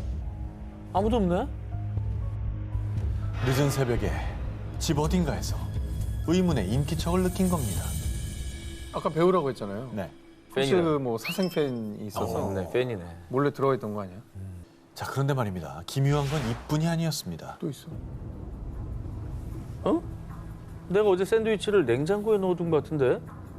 아니었나? 자꾸만 사라지는 음식들. 그리고 새벽에 들리던 그릇 달그락거리는 소리. 알 수 없는 일들이 끊이지 않자 스트레스를 받던 커밍스는 집안에 CCTV를 설치했는데요. 아우 무서워라. 그런데 CCTV에 포착된 충격 광경. 너 들어왔어? 저 아직 없어. 저 문이 살짝 열리는 거 아니야? 저기야? 너 온다. 저기야? 뭐야? 뭐 내려온다. 에? 다락방 같은 데서 뭐 내려온 거 아니야 지금? 기생충이야? 헐. 영화 기생충이네. 저기 살고 있는 거야? 저기 지금 위에서 지금 나온 거죠. 저 뭐 여자야? 환풍구 같은 데서. 어머, 우유 꺼내서 마시네. 저 사람이 범인이었네. 그냥 이것저것 다 하네. 우유만 마시는 게 아니라. 아니 영화 기생충 내용이 그대로 나온 거 아니에요? 맞습니다. 늦은 밤 커밍스가 잠들고 난 뒤 환풍구에서 내려오는 의문의 여성. 그녀는 익숙하다는 듯이 냉장고에서 음식을 꺼내 먹었는데요. 커밍스가 잠에서 깨 방에서 나오면 급히 몸을 숨겼다가 커밍스가 방으로 돌아가면 다시 온 집안을 휘젓고 다녔고요. 아침이 되기 전에 다시 환풍구로 숨어들었습니다. 너무 무섭다 이거. 나 몰래 동거인이 있었네. 저 얼마나 몰랐던 걸까? 아니 그럼 저 여자 정체가 뭐예요? 그녀가 커밍스의 집에 침입한 이유. 커밍스가 보고 싶어서 그 집에 들어갔어요. 사실 그녀는 커밍스를 마음에 품은 팬이 아닌 스토커. 아유. 그녀는 커밍스 집에서 몰래 숨어 살면서요. 이 샌드위치에 커밍스의 입술이 닿았겠지? 소파에서 그의 채취가 느껴져. 커밍스가 남겨둔 음식을 훔쳐먹고 커밍스가 휴식을 취하던 소파에 온몸을 기대기도 하며 집안 구석구석에 묻어있는 커밍스의 흔적을 느끼고 있었던 건데요. 아유. 그렇게 커밍스는 본인도 모르는 사이에 스토커와 무려 2주간 동거하고 있었습니다. 이거 뭐 떼심도 아니고 뭐 아무것도 아니죠. 그냥 범죄잖아요, 범죄. 가택 침입에 절도에. 결국 커밍스는 스토커를 경찰에 신고했는데요. 좋아하는 배우의 집에 2주간 숨어 산 여성. 진정한 팬이라면 배우의 사생활을 존중하고 선을 지키면서 응원해야 한다는 것을 명심하기 바랍니다. 사랑과 전쟁 4탄 사랑한 게 죄는 아니잖아 19 11일 공개합니다. 모모와의 은밀한 동거. 미국 아틀란타에 거주하는 여성 리비 클리브스는 언젠가부터 이상한 일을 겪기 시작했는데요. 자신의 방에서 낯선 향수 냄새가 나는가 하며 한밤중에 정체를 알 수 없는 거친 숨소리가 들린 겁니다. 무섭다 진짜. 아유 너무 무섭다. 냄새도 그렇고 소리가 들린다고요? 그 100% 딴 사람이 지금 집에 있다는 거잖아요. 거의 저건 룸메이트 아니야. 처음에는 환청이가 싶었지만 계속 이상한 일이 반복되자 클리브스는 방을 찬찬히 둘러봤지만요. 아무것도 발견하지 못했습니다. 그러다 혹시 몰라 침대 밑을 살펴본 그때 설마. 당신 누구야? 침대 밑에 숨어 자신을 빤히 쳐다보고 있는 한 남성과 눈이 딱 마주쳤습니다. 침대 밑에 잘 안 보거든 솔직히. 아니, 누가 봐 그걸. 근데 그래서 그 사람이 도대체 누구예요? 클리브스의 침대 밑에 숨어있던 스토커는 이미 헤어진 전 남자친구였습니다. 저 비번 다 알겠구나. 사실 클리브스는 남자친구와 1년 6개월간의 연애 끝에 결혼을 약속, 부모님에게 남자친구를 소개했는데요. 그런데 어머니 음식 솜씨 좀 키우셔야겠어요. 영희 입맛에 맞질 않아요. 노력 좀 하시죠. 저런 말을 해? 그 여자친구 부모님한테? 무례한 거지 뭐. 그렇습니다. 부모님에게 무리하게 행동하는 남자친구의 이중적인 모습에 충격받은 클리브스는 결국 이별을 통보. 남자친구도 이별을 쿨하게 받아들이는 듯 했습니다. 그런데 그 전 남자친구가 클리브스의 집 침대 밑에 몰래 숨어 있었던 겁니다. 아니 숨소리는 왜 뭐 코로 골았나? 클리브스가 들었던 그 불쾌한 숨소리.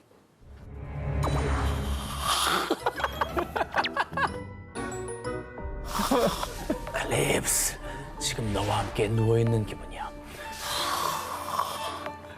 진짜 기분 나쁘다. 나는 코를 건 줄 알았어.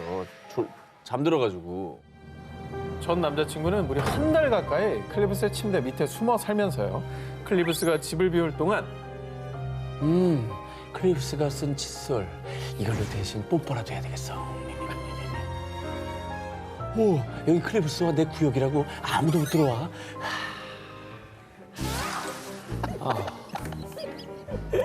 요새는 안 하죠? 예? 요새는 안 그러시죠? 아, 그런 적이 없습니다. 아, 그래요? 예, 제 연기력이 좋을 뿐. 너무 현실 같아서.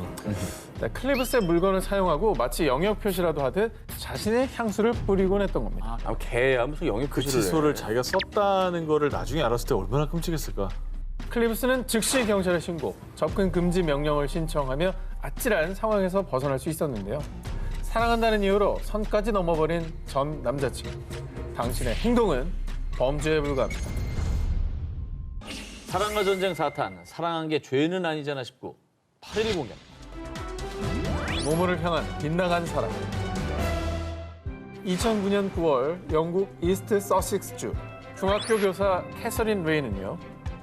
잭, 지리 과목 성적이 잘 안 나오는 것 같은데 방과 후에 보충 수업하자. 선생님이 도와줄게. 15살 학생 잭을 위해 열정을 다했는데요. 선생님이 학생을 되게 많이 챙겨주는 거니까 감사하죠. 감사한 건데 아, 근데 오늘 주제가 주제니만큼 이제 누가의 문제지 이건 뭐 사실 그렇게 아름다워 보이지 않는데요. 학생 잭을 챙기는 교사 레인의 숨겨진 속마음. 잭, 내 마음은 오로지 너만을 원해. 널 내 남자로 만들 거야. 사실 35살 교사 레이는 고작 15살이고 남학생 잭을 짝사랑하고 있던 겁니다. 선생님이 저러면 진짜 공포스러울 것 같아. 미성년자잖아요. 또 어른끼리 만나면 또 대등한 관계지만 이거는 전혀 그런 관계 아니잖아요. 어떻게 자기 제자한테 저래. 하지만 레이는 잭이 미성년자라는 사실도 스승과 제자의 관계라는 사실도 전혀 개의치 않았습니다. 레이는 학교에선 사람들의 눈을 피해 잭, 오늘도 너무 멋있다. 이따 교무실로 잠깐 와볼래? 수시로 잭에게 문자 메시지를 보내며 관심을 표현했는데요. 레인의 관심이 부담스러웠던 잭은요. 아, 선생님 저 이제 집에 가야 되는데요. 실은 내색을 표했지만 레인은 오히려 선물 공세까지 하며 적극적인 구애를 펼쳤습니다.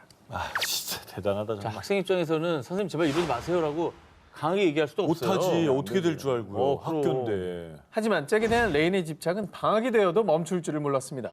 잭이 너무나도 보고 싶었던 레인은 교육 지도를 핑계로 잭의 집까지 방문, 그리고 잭을 침실로 유도해서요. 아이고야. 잭, 이래도 나를 그저 선생으로만 볼 거야? 부적절한 관계를 이어가고 싶다며 끊임없이 구해 잭의 거부에도 불구하고 장장 2년 동안 잭을 스토킹했습니다. 와.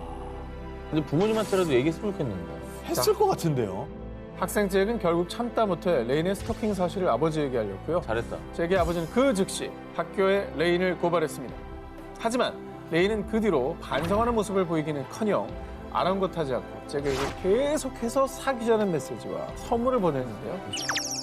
결국 조직윤리위원회 측은 교사의 신분으로 절대 용납할 수 없는 행동이었습니다. 레인이 향후 5년간 영국 내 모든 교육시설에 취업할 수 없도록 교단에서 퇴출. 레인의 빗나간 사랑과 집착은 그제야 끝이 났습니다. 사랑과 전쟁 4탄, 사랑한 게 죄는 아니잖아 싶고 7위 공개합니다. 어느 스토커의 최후. 2021년 미국 대결 나른 춤과 끼로 약 1년 만에 100만 팔로워를 보유. 단박에 SNS 스타가 된 10대 소녀 에바 마주리. 에바는 평소처럼 팬들에게 답장을 해주며 팬 서비스를 해줬는데요. 안녕. 오늘 하루 어땠어요? 그런데 에바가 한 팬에게 보낸 이 평범한 메시지가 크나큰 비극을 불러왔습니다. 헐. 근데 그걸로 착각했나 보다. 아하. 자기를 좋아한다고. 답장을 받은 사람은요, 10대 팬이었던 에릭이었습니다. 역시 에바도 나를 특별하게 생각했던 거야. 우린 운명이야. 에바의 친절에 마치 자신이 특별한 사람이 된 듯 착각에 빠진 에릭은 팬을 넘어 점점 광기 어린 집착을 보였습니다. 에바의 사진과 영상을 수집하던 에릭은 에바에게 셀카를 요구하더니 에바, 셀카 말고 은밀한 사진 좀 줄 수 없을까? 우리 사이에 이런 것쯤은 아무것도 아니잖아. 신체를 노출한 사진까지 요구하며 선을 넘었습니다. 신고하고 차단 먹여야지. 이 정도면 성범죄죠, 이제. 그렇지, 뭐 완전히 신체 사진을 은밀한 보내라는 거 이게 무슨 페인입니까? 뭐라는 거야 이게. 자, 이 사실을 안 에바의 아버지 로버트는요. 이건 엄연한 범죄야. 한 번만 더 내 딸에게 연락하면 가만 안 둬. 라며 강하게 경고. 그리고 에바도 SNS에서 에릭을 차단했는데요. 하지만 에릭의 스토커 행각은 여기서 끝이 아니었습니다. 에바의 주변 친구들에게 돈을 주거나 숙제를 대신해주며 에바의 사진, 번호, 개인정보를 얻었고요. 참고로 에릭은 2대 휴대폰에 무려 에바의 사진 수천 장, 수백 시간 분량의 영상을 보유하고 있었습니다. 그리고 급기야 2021년 7월 에릭은 플로리다에 위치한 에바의 집을 찾아갔습니다. 현관 앞에 총을 난사하며 그녀를 위협했습니다. 어떻게 해? 당시 에바의 아버지 로버트는 그를 내쫓았지만 도주했다가 다시 돌아온 에릭은 로버트의 경고에도 불구 끝까지 에바 가족을 위협하다 그만 가족을 지키려던 로버트의 총에 맞아 숨을 거두고 말았던 것입니다. 아니 근데 좋아한다면서 왜 총을 난사해요? 자기 뜻이 받아들이지 않고. 죽이려는 거잖아. 진짜 광기다. 한편 총을 쏜 아버지 로버트는 생명의 위협을 느낄 경우 총으로 대응할 수 있다는 플로리다주 법에 따라 처벌받지 않았지만 이후 에바는 또 다른 스토커 때문에 학교도 그만두며 2022년 3월 법정에 섰고요. 일상생활에 위협을 느끼며 고통을 호소하고 있습니다. 사실 이게 또 없던 문화잖아요. 이 인플루언서 그리고 뭐 최근에 SNS 스타라는 게 또 이게 좀 심리적인 거리가 좀 가까워지니까 좋은 면도 있지만 저렇게 착각을 하는 사람들도 많이 생긴다는 게 양날의 검인 것 같습니다. 아휴, 슬프네요 진짜. 네. 대낮 시장에서 벌어진 일. 2017년 8월 어느 오후 인도 우타르 프라데시주에 위치한 시장에 동생과 들른 15세 소녀 라니아. 그런데 잠시 후 시장은 비명과 함께 아수라장으로 변했습니다. 저기 사람 손목이 떨어져 나갔잖아. 얼른 경찰을 불러. 시간이 손목이 떨어져 나갔다고요? 손목을 누가 잘랐어? 라니아는 누군가로부터 공격을 당해 손목이 잘려나가는 끔찍한 사고를 당했습니다. 어우 야 손목을 왜 잘라? 아니 도대체 누가 그런 거예요? 왜? 소녀를 공격한 사람은 스토커 비노드 차우라지아. 그는 평소 라니아를 쫓아다니며 끈질기게 괴롭혔습니다. 스토커 비노드는 거절 의사를 밝힌 라니아의 근처를 맴돌며 공포감을 조성하는 것은 물론 심지어 미성년자인 라니아를 성추행하는 파렴치한 짓까지 저질렀습니다. 고작 15세밖에 안 되는 어린 라니아는 몇 달 동안 비노드의 스토킹 때문에 고통과 두려움에 시달려야 했고요. 제대로 외출도 하지 못하며 비노드를 피해 다녀야 했습니다. 벌써부터 화가 난다 진짜. 얼마나 두려웠겠어요. 힘없는 미성년자가 저렇게. 한동안 비노드를 피해 다녔던 라니아. 그런데 시장에 나들이에 나섰다 그만 비노드의 눈에 띄고 만 것입니다. 그날도 비노드가 일방적으로 데이트를 신청하자 라니아는 거절. 이에 격분한 비노드는 근처 가게에서 흉기를 가지고 나와 라니아를 공격한 것입니다. 사람들은 대낮에 그것도 시장 한복판에서 벌어진 스토킹 범죄에 경악했습니다. 아 정말 무섭다. 아니 근데 네. 사람 많으면 사실 목격자도 있고 주변에 그걸 막아줄 사람도 많을 거잖아요. 근데 네. 저렇게 손목을 절단하게 그냥 놔둘 수 있는 거예요? 자, 뭐 여러분들이 너무 충격에 지금 말씀 못 읽고 있는데 그러면 사람들이 못 도와주면 이제 법에 도움이라도 있지 않았겠느냐라는 의문이 생기죠. 인도에도 스토킹 관련 법이 존재는 합니다. 스토킹 범죄 시 3년 이하의 징역 혹은 벌금이 부과됩니다만 인도 국가범죄기록국에 따르면 평균 55분마다 스토킹 범죄가 발생. 하지만 신고율은 턱없이 낮다고 하는데요. 어린 라니아가 할 수 있는 것이라곤 그저 스토커를 피해 다니는 것밖에 없었습니다. 지금도 많은 사람들이 스토커 범죄에 희생당하고 있는 상황입니다. 사랑과 전쟁 4탄, 사랑한 게 죄는 아니잖아 싶고 4위 공개합니다. 끝나지 않은 그날의 악몽. 2016년 영국 레스터에서 동거 중이던 연인 다니엘 로타리오와 케이티 렁. 그런데 둘의 관계는 그리 순탄치 못했습니다. 평소 질투, 집착이 심했던 KT. 다니엘이 이성과 간단한 안부 인사만 주고받아도 예민했고요. 심지어 SNS 당장 지워. 나 말고 딴 여자랑 연락하지 말라고 했잖아. 날 사랑한다면 내 이름을 문신으로 새겨. 사사건건 간섭하는 건 물론 무리한 요구까지. 이를 도무지 받아들일 수 없던 다니엘은 화를 냈고 결국 두 사람은 하루가 멀다 하고 말다툼을 했습니다. 뭐 질투야 사람의 본능적인 어떤 감성이긴 하지만 저건 선을 넘네요. 이름을 문신으로 새기라고 강요를 합니까? 자기고 소유욕이지 저건. 문제의 그날도 마찬가지였습니다. 평소처럼 KT와 말다툼을 하고 잠자리에 든 다니엘. 그런데 시큼한 맛을 느낌과 동시에 두 눈이 흐릿해졌고요. 다니엘은 온몸이 불에 타는 듯한 고통으로 몸부림쳤는데요. 알고 보니 연인 KT가 다니엘에게 앙심을 품고 곤히 자고 있던 그에게 황산을 뿌렸던 겁니다. 저거 다 녹아서 불탄 거 봐. 이 사건으로 6주간 혼수 상태에 빠졌던 다니엘은 가까스로 목숨을 건졌지만 이미 시력을 잃고 신체의 3분의 1이 녹아내릴 정도로 심각한 화상을 입은 뒤였습니다. KT의 범죄가 더욱 극악무도했던 건요. 이게 우발적 범행이 아니란 겁니다. 그래, 악마네. 그녀는 5개월 전에 황산을 미리 구매했고요. 아 정말. 틈을 보다가 사건 당일 소세지에 황산을 붓는 연습까지 하는 치밀함까지 보였습니다. 아, 이거 저건 사람 아닌 것 같은데? 어? 외계 악마가 온 것 같아, 진짜. 나 이거 사람으로 안 봐. 이게 이런 뭐야? 것만 보고 있으면 어떻게 사람을 만나고 사랑하고 마음을 주고 믿고 신뢰하고 그러니까 하겠어요. 저런 여자인지 모르고 만났을 거 아니야. 결국 KT는 살인 미수 혐의로 최소 17년의 징역형을 선고받았는데요. 와. KT의 비정상적인 집착과 질투심 아래 가여운 희생양이 된 다니엘은 수년이 지난 지금까지도 매일을 고통의 기억 속에서 살고 있습니다. 사랑과 전쟁 탓한 사랑한 게 죄는 아니잖아 싶고 3위를 공개합니다. 경찰서 찾은 목격자의 모모. 2021년 4월 8일 대만. 오토바이로 퇴근하던 20대 여성 정 씨가 실종되는 사건이 발생했는데요. 그런데 다음 날 경찰서에 찾아온 한 남자. 어제 사고를 목격했습니다. 제가 구해서 제 차에 태워 잘 보내드렸어요. 사고가 나서 이제 집에 못 들어간 모양이에요. 그죠? 그죠? 사고 목격자일 수 있겠네요. 고마운 분일 수 있죠. 그죠. 그런데 잠시 뒤 정 씨는 병원이 아니라 인근 폐가에서 시신으로 발견됐습니다. 뭐야? 경찰 조사 결과 정말 충격적이게도 목격자라던 50대 남성 황둥밍은 사실 은인이 아닌 뺑소니 가해자였습니다. 뭐? 뺑소니 해놓고 죽인 거야? 와 그럼 목격자 행세를 한 거네. 자기 죄를 덮으려고. 그뿐만이 아닙니다. 더 놀라운 사실은 그의 정체가 다름 아닌 평소 정 씨를 괴롭혀온 스토커였다는 겁니다. 뭐라고? 사건 발생 약 2개월 전인 2021년 2월 스토커 황둥밍은 정 씨가 일하는 휴대폰 가게를 찾았는데요. 아휴. 그곳에서 그는 친절한 정 씨에게 반해 그날부터 추잡한 짓을 벌이기 시작했습니다.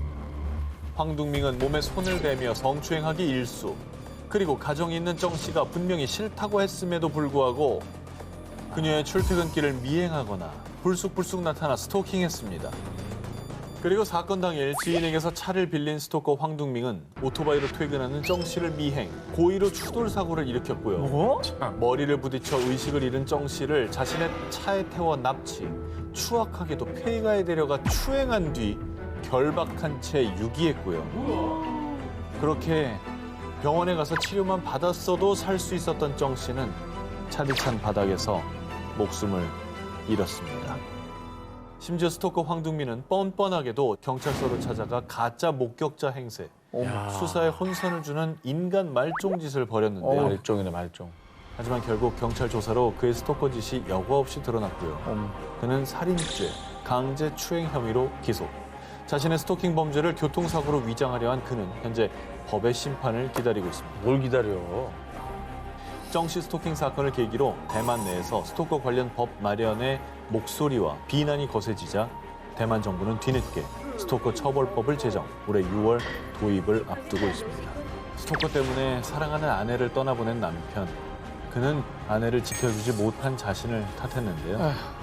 더 이상 아무 잘못도 없는 이들이 자책하는 일이 없기를 바랍니다. 사랑과 전쟁 4탄, 사랑한 게 죄는 아니잖아 19. 2위를 공개합니다. 모모에 빠진 남성의 고백. 2018년 러시아. 16살 소년 키릴 볼스키는 SNS 동호회 활동 중 크리스티나 캄라예바라는 동갑 친구와 사랑에 빠졌는데요. 자기야, 내가 얼마나 사랑하는지 알지? 우리 자기 사진만 봐도 너무 좋다. 우리 조만간 꼭 보자. 비록 사는 지역이 달라 랜선에서만 만날 수밖에 없었지만 볼스키의 사랑은 뜨거웠습니다. 요즘 뭐 랜선 연애는 되게 많은 일이니까. 많아요, 예. 좋은 결말도 많이 알려드렸는데 이게 주제가 주제인 만큼. 볼스키는 가족 결혼식 때문에 캄라예바가 사는 곳에 방문할 예정이었고요. 그렇게 두 사람은 드디어 설레는 첫 만남을 갖게 됐습니다. 그런데 말입니다. 캄라예바는 볼스키를 만난 뒤 감쪽같이 실종되고 말았는데요. 응? 실종 신고를 받은 경찰은 마지막 목격자였던 볼스키를 유력 용의자로 지목했는데요. 그는 처음엔 혐의를 부인했지만 거짓말 탐지기 검사 결과 볼스키의 알리바이가 거짓으로 드러나며 결국 그는 캄라예바를 살해했다고 실토했습니다. 아니 왜? 왜 죽여? 왜? 사랑하는 사이 아니었어요? 그렇게 어렵게 만나서 왜 죽여요? 왜? 놀랍게도요. 사실 두 사람은 연인 관계가 아니었습니다. 사랑하는 감정을 가진 건 볼스키 단 한 사람뿐. 뭐 어떻게 된 거야? 캄라예바는 볼스키를 그저 친구로 대했지만요. 캄라예바가 너무 좋았던 볼스키는 혼자만의 망상 연애를 시작. 다른 친구를 질투하고 또 자녀 계획까지 세우는 등 마치 자신이 캄라예바의 남자친구라도 된 마냥 망상에 빠졌던 겁니다. 그냥 랜선 친구로 생각했던 것 같은데 상대방은. 그냥 멀리서 오니까 그냥 만나서 뭐 커피 한잔 하려고. 그냥 뭐 그랬나 친구니까.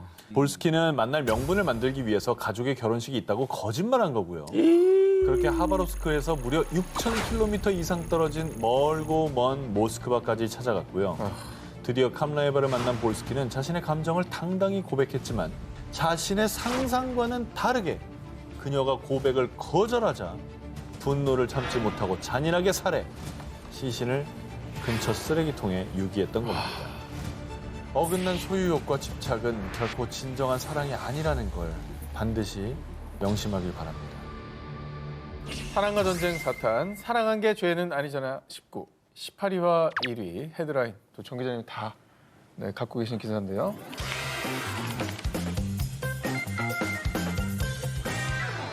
(2007년 3월) 홍콩 60대 남성 양친지는 한 남성을 향해 더 이상은 못 참아.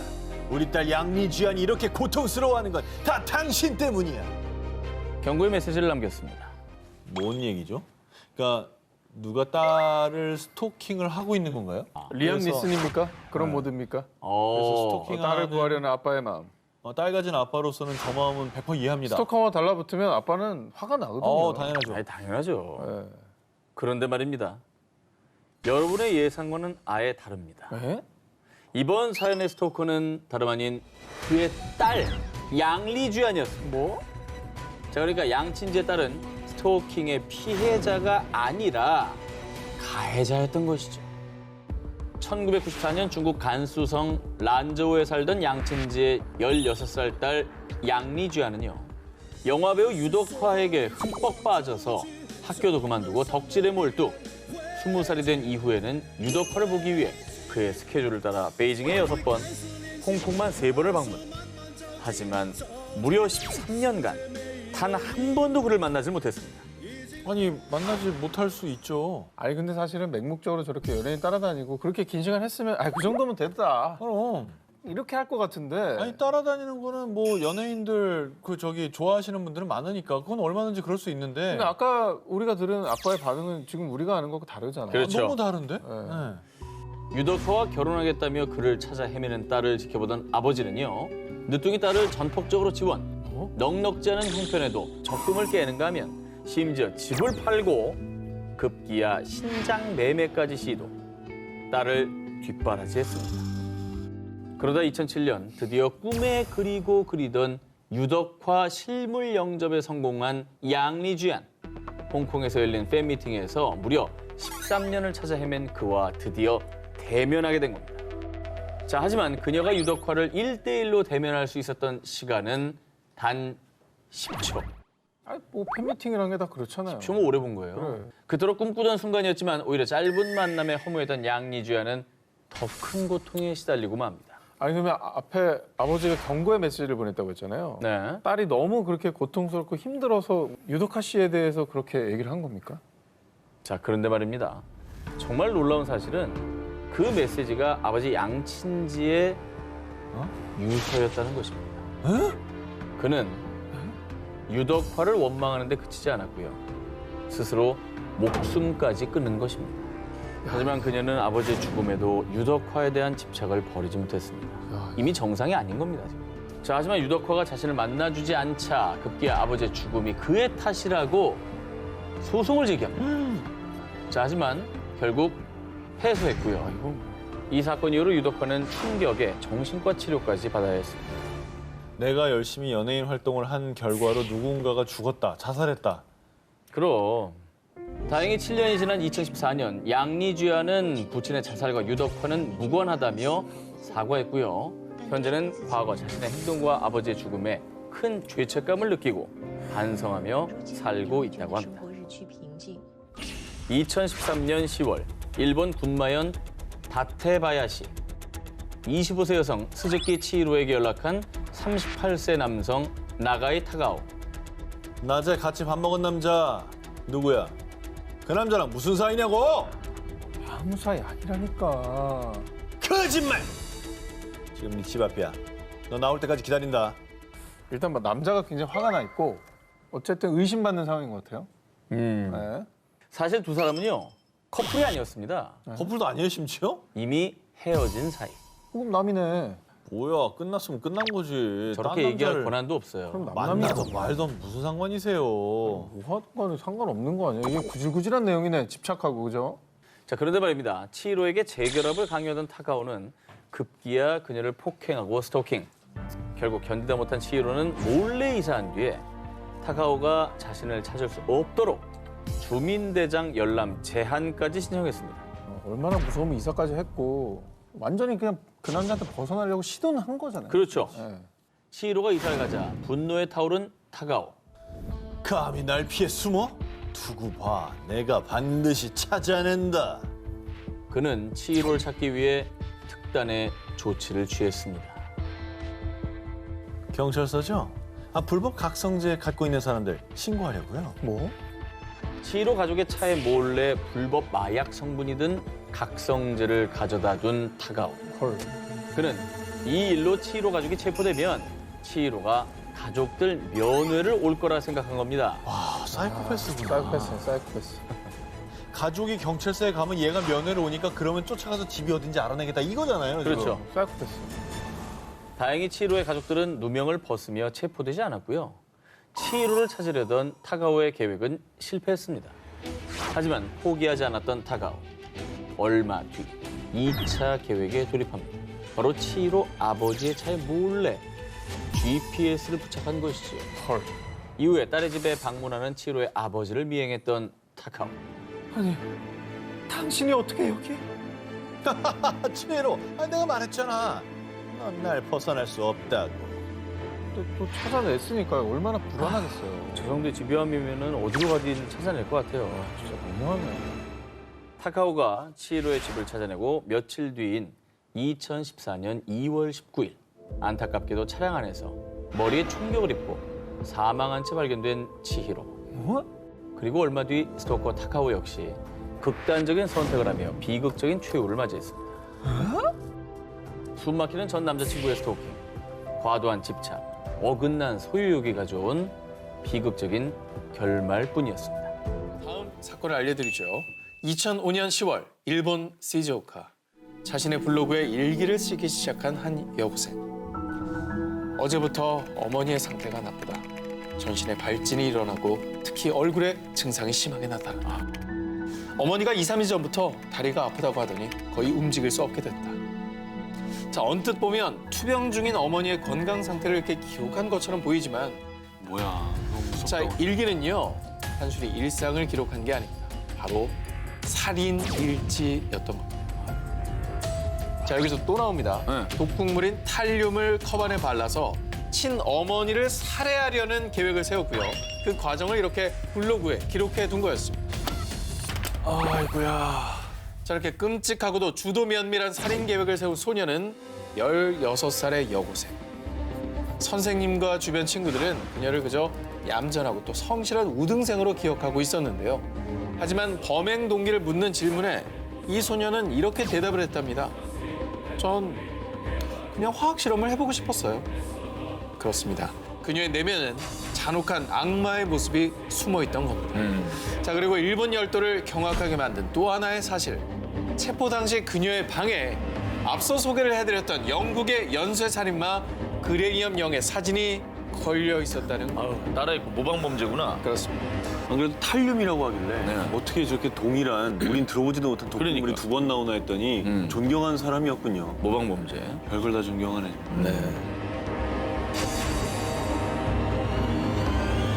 충무로를 집어삼킬 실화 사건 19 스릴러 편 16위 공개합니다. Coming soon.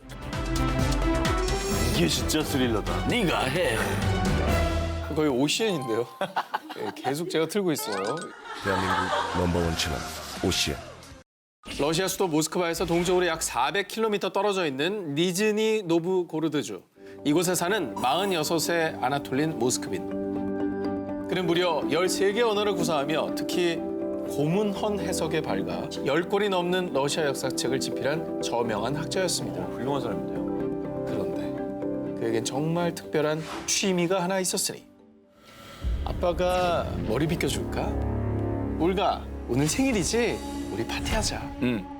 바로 여자 인형을 수집하는 일이었습니다. 자, 그런데 2011년 어느 날 아나톨린의 아파트를 우연히 방문한 부모님은 방을 가득 채운 물건을 보고 경악을 금치 못했습니다. 온 방에 가득 찬 인형들 때문인데요. 그런데 이때 밝혀진 정말로 충격적인 사실. 뭐예요? 당시 그의 집을 가득 채운 인형은 뭔데? 미라화된 여아 시체였던 겁니다. 사람 시체요? 게다가 이 시체들은 무려 29구나 발견이 됐다는 거예요. 어머 웬일이야. 자, 낮에는 존경받는 역사학자로 또 밤만 되면 추악한 모습으로 사람들의 눈을 피해 매일 밤 동네 공동묘지를 파헤친 그는 그때마다 붕대와 약품을 이용해 미이라처럼 만든 뒤 다시 또 여기에 드레스를 입혀서 전시해 놓았던 겁니다. 엽기다. 자, 무려 이 엽기 행각은 10년 동안 지속이 됐고요. 그가 무덤에서 꺼낸 여아 시체만 무려 159. 아니 진짜 상상도 못했어요. 아니, 이게 부모들이 생각해요. 이게 말이 되냐고요. 나는 그 가족들이 정말 걱정돼요. 자, 러시아 전역은 물론 전 세계를 충격에 빠뜨린 이 사건. 자, 너무나도 엽기적이어서 그 누구도 선뜻 영화로 제작하지 못해왔던 게 아닐까요? 이게 16이라니까 과연 이어지는 사건들도 얼마나 더 엽기적이고 충격적일지 저는 너무 상상이 안 갑니다. 뒤에 기사를 읽기가 무서울 정도. 진짜로. 진짜 오늘은 그래요. 충무로를 집어삼킬 실화 사건 19 스릴러 편 15위 공개합니다.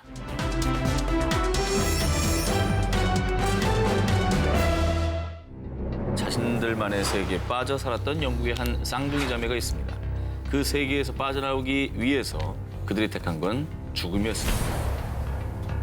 1982년부터 주말이면 어김없이 영국의 B 정신병원을 찾았던 영국의 저널리스트 마저리 윌리스. 그녀는 8, 90년대 영국 전역을 큰 충격에 빠뜨린 쌍둥이 자매 준과 제니퍼를 인터뷰하기 위해서 병원을 종종 찾았던 건데요. 그러던 어느 날 마저리를 본 쌍둥이 동생 제니퍼는 의미심장한 말을 건넵니다. 마저리, 전 죽어야 해요. 왜냐하면 준과 저는 그렇게 약속했거든요. 제니퍼는 대체 왜 이런 말을 했던 걸까요?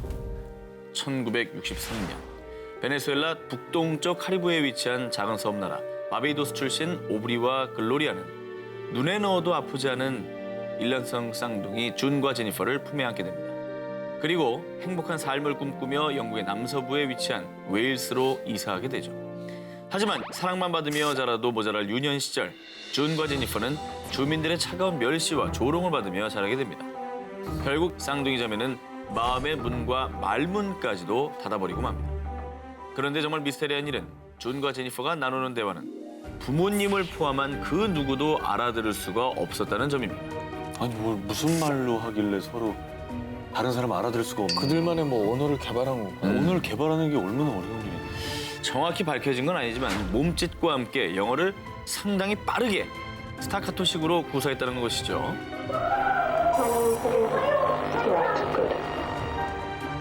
그래서 사람들은 이 자매를 두고 침묵의 쌍둥이, 악마의 쌍둥이라고 불렀습니다. 그러던 어느 날 준, 우리 심심한데 소설 하나 써볼까? 목표 없는 삶을 살아가던 자매는 함께 글을 써보기로 합니다. 장르는 범죄 스릴러물. 그런데 문제는 이야기로만 그친 게 아니라 실제 범행으로까지 이어졌다는 것이죠. 1981년 절도와 함께 건물 3곳의 방화를 저지른 준과 제니퍼는 1982년 18살의 나이로 법정에 선 뒤 정신병원에 갇히게 됩니다. 그런데 이 정신병원에서 믿을 수 없는 일이 발생합니다. 그 결과는 다음 주에 공개합니다. 아니 이렇게 쉬워 보여요? 예, 아니 이렇게 하기엔 예고가 너무 긴 거 아닙니까? 기사 지금 4개 읽은 사람인데 오늘도 너무 체력이 왜 이렇게 빠져요? 너무 힘들어가지고. 예. 그 정도로 궁금해 죽겠어요. 귀가 궁금하죠. 네. 그 정도로 궁금하죠. 그러니까. 말씀드리겠습니다. 각자 독방을 쓰던 제니퍼와 준은 매번 서로 입이라도 맞춘 듯 한 명은 굶고 한 명은 과식하고요. 똑같이 괴상한 자세로 앉아있기까지 한 건데요. 게다가 이런 미스테리한 행동을 수차례 반복하게 이릅니다. 와, 아니 어떻게 그렇게 같이 똑같은 행동을 할 수가 있는 거죠? 다 서로 다른 방에 있고. 그러니까 미스테리하다는 것이죠. 그리고 29살이 되던 1993년 3월 준과 제니퍼는 시설을 옮기게 됩니다. 그런데 차를 타고 이동하던 중 동생 제니퍼가 갑자기 의식을 잃고 쓰러졌고요. 안타깝게도 심장 발작으로 사망하고 맙니다. 그런데 아까 자매가 기자에게 했던 말 혹시 기억하시나요? 네. 마저리, 전 죽어야 해요. 왜냐하면 준과 저는 그렇게 약속했거든요. 준과 제니퍼 둘 중에 한 사람은 죽어야 한다는 약속. 그런데 정말 동생 제니퍼의 죽음이 예정돼 있었던 걸까요? 당시 언니 준은 동생의 죽음에 그 어떤 애도의 표현도 하지 않았습니다. 더 놀라운 점은 난 해방된 거야. 제니퍼가 나를 위해 삶을 포기했어. 라고 일기장에 기록을 남겼다고 합니다. 무슨 소리예요 도대체? 아니 그럼 그 자살이란 말이에요 그게? 아니지, 뭔가 이게 둘이 나눠져 있던 걸 하나로 약간 합친 기분은 안 들어요. 모른다. 상자 속의 소년. 1957년 2월 25일 미국 펜실베이니아주 필라델피아 거리 이곳에서 의문의 상자가 발견됩니다. 그리고 그 상자 속에는 불과 7살이 안 돼 보이는 한 소년이 처참한 시신이 되어 들어있었습니다. 어린 소년의 몸에 남겨진 끔찍한 상처, 심각한 영양실조로 뼈만 앙상하게 남은 몸, 직접적인 사인은 치명적인 머리 부상이었습니다. 누군가 이 소년의 머리를 수차례 내려친 거죠. 이토록 극악무도한 살인 사건이 벌어지자 경찰은 즉각 비상태세에 돌입, 소년의 신원을 밝히는 데 주력합니다. 하지만 이 소년을 아는 사람은 아무도 없었습니다. 야 이거 또 뭐지? 그리고 현장에서 발견된 상자와 담요, 또 소년의 것으로 추정되는 모자의 판매처와 제조사까지 추적했지만 단서를 얻는 데는 실패하고 맙니다. 결국 이 사건은 The Boy in the Box, 상자 속의 소년으로 불리며 미 전역에 알려지게 되는데요. 그때 결정적인 증언을 입수하게 됩니다. 자신을 M이라고 밝힌 한 여성. 그녀의 증언은 가히 충격적이었습니다. 그 소년은 우리 엄마가 돈을 주고 산 아이였어요. 그리고 2년 반이라는 시간 동안 그녀의 어머니에게 신체적, 성적인 학대를 받았으며 결국 욕조에서 어머니의 손에 살해됐다는 거였습니다. 재수사를 시작한 경찰. 그녀의 증언과 사건의 정황이 절묘하게 맞아떨어지기 시작을 합니다. 검사 결과 소년의 오른손과 양발이 매우 오랜 시간 물에 노출되었을 거라는 분석이 나온 거였죠. 결국 그녀의 어머니를 용의자로 지목한 경찰은 점차 수사망을 좁혀가기 시작합니다. 그런데 이때 안타까운 사실이 밝혀지고 맙니다. 증인이었던 M이 사실은 정신병력을 갖고 있으며 게다가 용의자의 이웃 주민들은 그녀의 집에 소년이 사는 것을 본 적이 없다라고 증언한 거였죠. 또 뭐죠?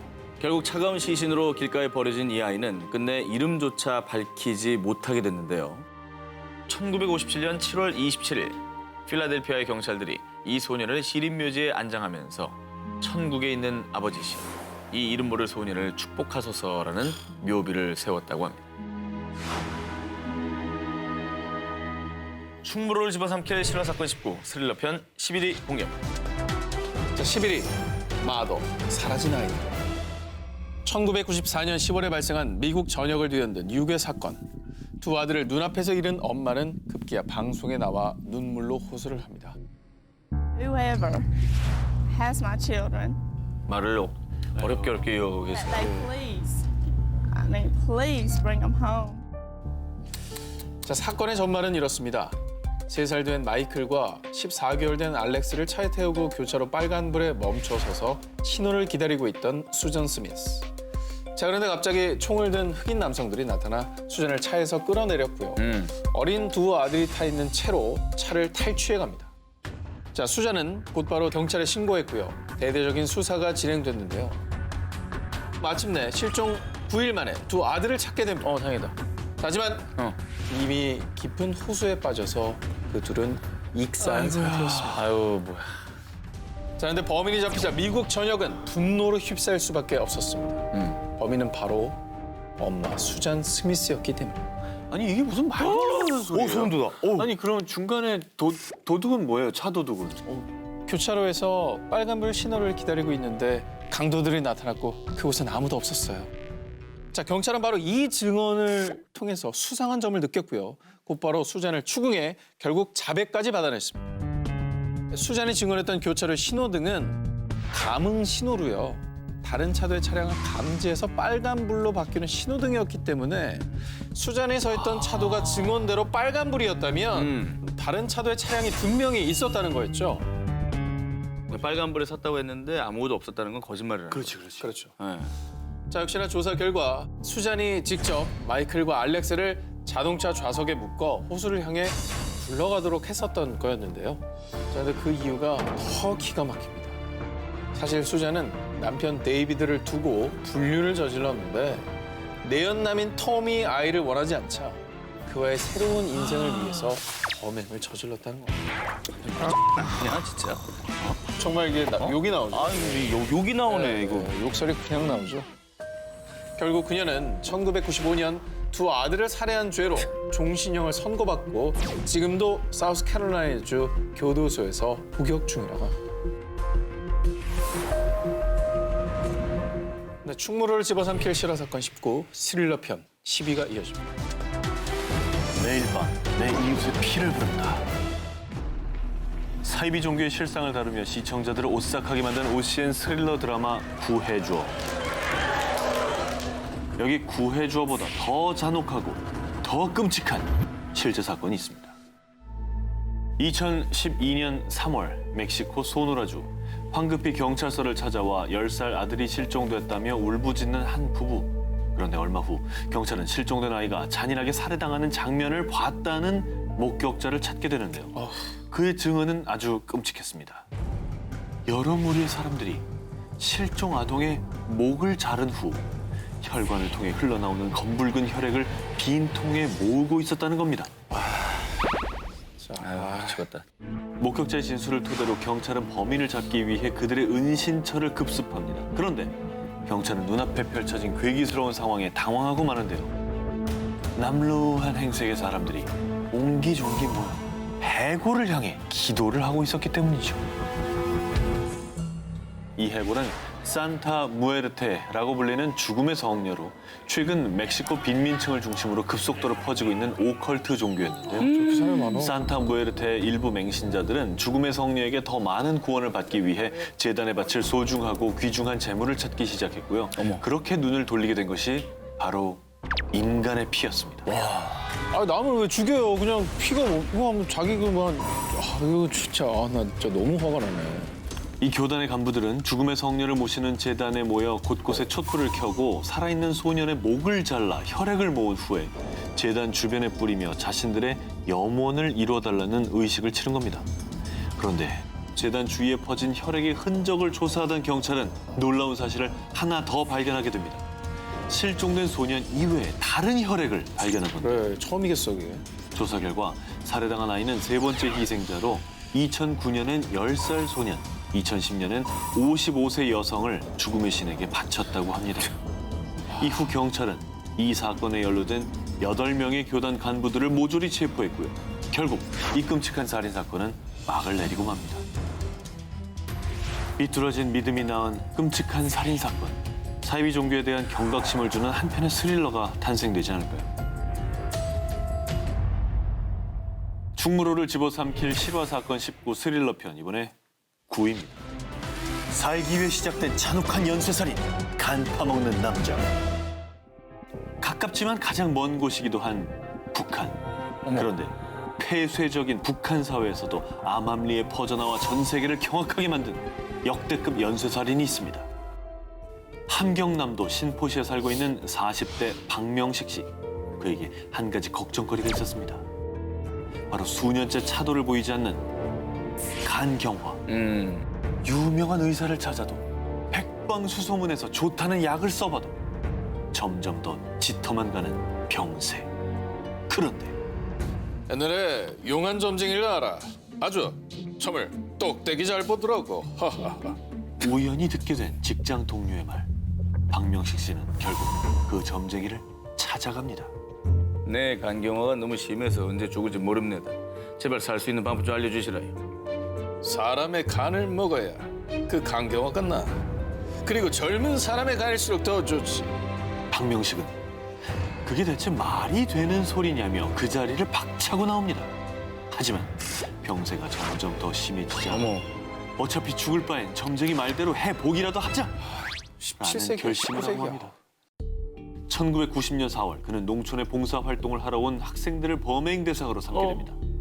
잠든 한 학생의 입을 틀어막고 준비한 흉기로 급소를 공격합니다. 과연 그는 살인에 성공을 했을까요? 실패했으면 좋겠다. 며칠 뒤 심하게 훼손된 한 학생의 시신이 발견됩니다. 그렇습니다. 간이 없는 시신이었죠. 며칠 후 그는 20대 여성을 또 살해. 그 뒤 6개월 동안 무려 10건의 살인을 저지릅니다. 자기가 살자고. 하지만 결국 그의 엽기 행각은 덜미를 잡히고 맙니다. 그때도 그는 13번째 살인을 저지르던 중이었습니다. 그에게 붙잡힌 학생이 소리를 지르며 저항하자 살인범 잡기에 혈안이 되어 있던 주민들이 힘을 모아 도망가던 박 씨를 붙잡는 데 성공한 거였죠. 결국 그해 10월 그는 사형 선고를 받아 얼마 뒤 사형을 당했고요. 점쟁이 역시 약 15년간의 노동교화형을 선고받았다고 합니다. 수취인 불명, 그 섬의 미스터리. 캐나다 세일리시 해안의 제다이아 섬을 찾은 한 가족. 천혜의 자연을 만끽하며 즐거운 시간을 보내고 있던 그때 어디선가 들려온 비명소리. 이 가족이 발견한 물체의 정체, 말 그대로 잘린 발이었습니다. 당시 제다이아 섬을 찾은 가족이 발견한 운동화는 양말을 신은 남성의 오른발이 들어있었습니다. 그리고 이로부터 일주일 후 인근의 가브리올라 섬에서도 또 다른 남성의 오른발이 발견되더니 무려 12년 동안 운동화를 신은 잘린 발이 18개나 발견되고 맙니다.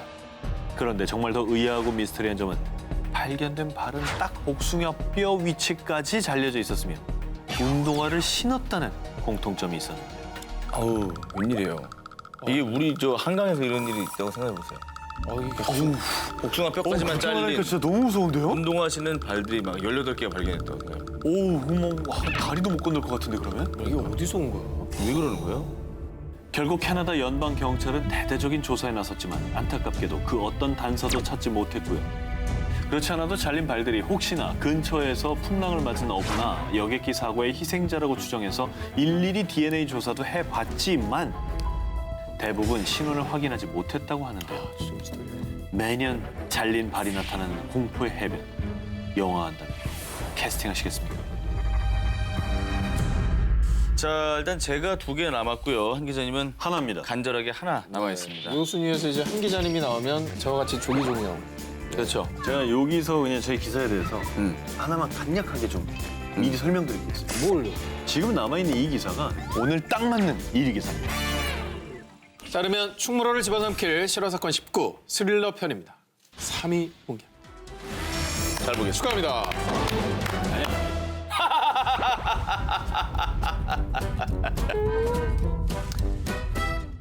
행방불명된 등산객을 찾기 위해 홋카이도 다이세츠 산 위를 날던 경찰 헬리콥터. 순간 기묘한 문양을 발견합니다. 그 문양은 바로 SOS라고 쓰인 구조 문자였죠. 그리고 실종된 등산객이 무사히 구조되면서 안도의 숨을 내쉰 그 순간 그는 경찰 조사에서 이 SOS 문자를 쓴 적도 본 적도 없다고 대답합니다. 또 다른 실종자를 찾기 위해 산속을 샅샅이 뒤진 경찰. 그러던 어느 날 SOS 문자 인근에서 유골의 파편과 카세트 테이프, 소형 녹음기가 든 가방을 발견합니다. 그리고 그 테이프 속에는 한 남자의 목소리가 녹음돼 있었는데요.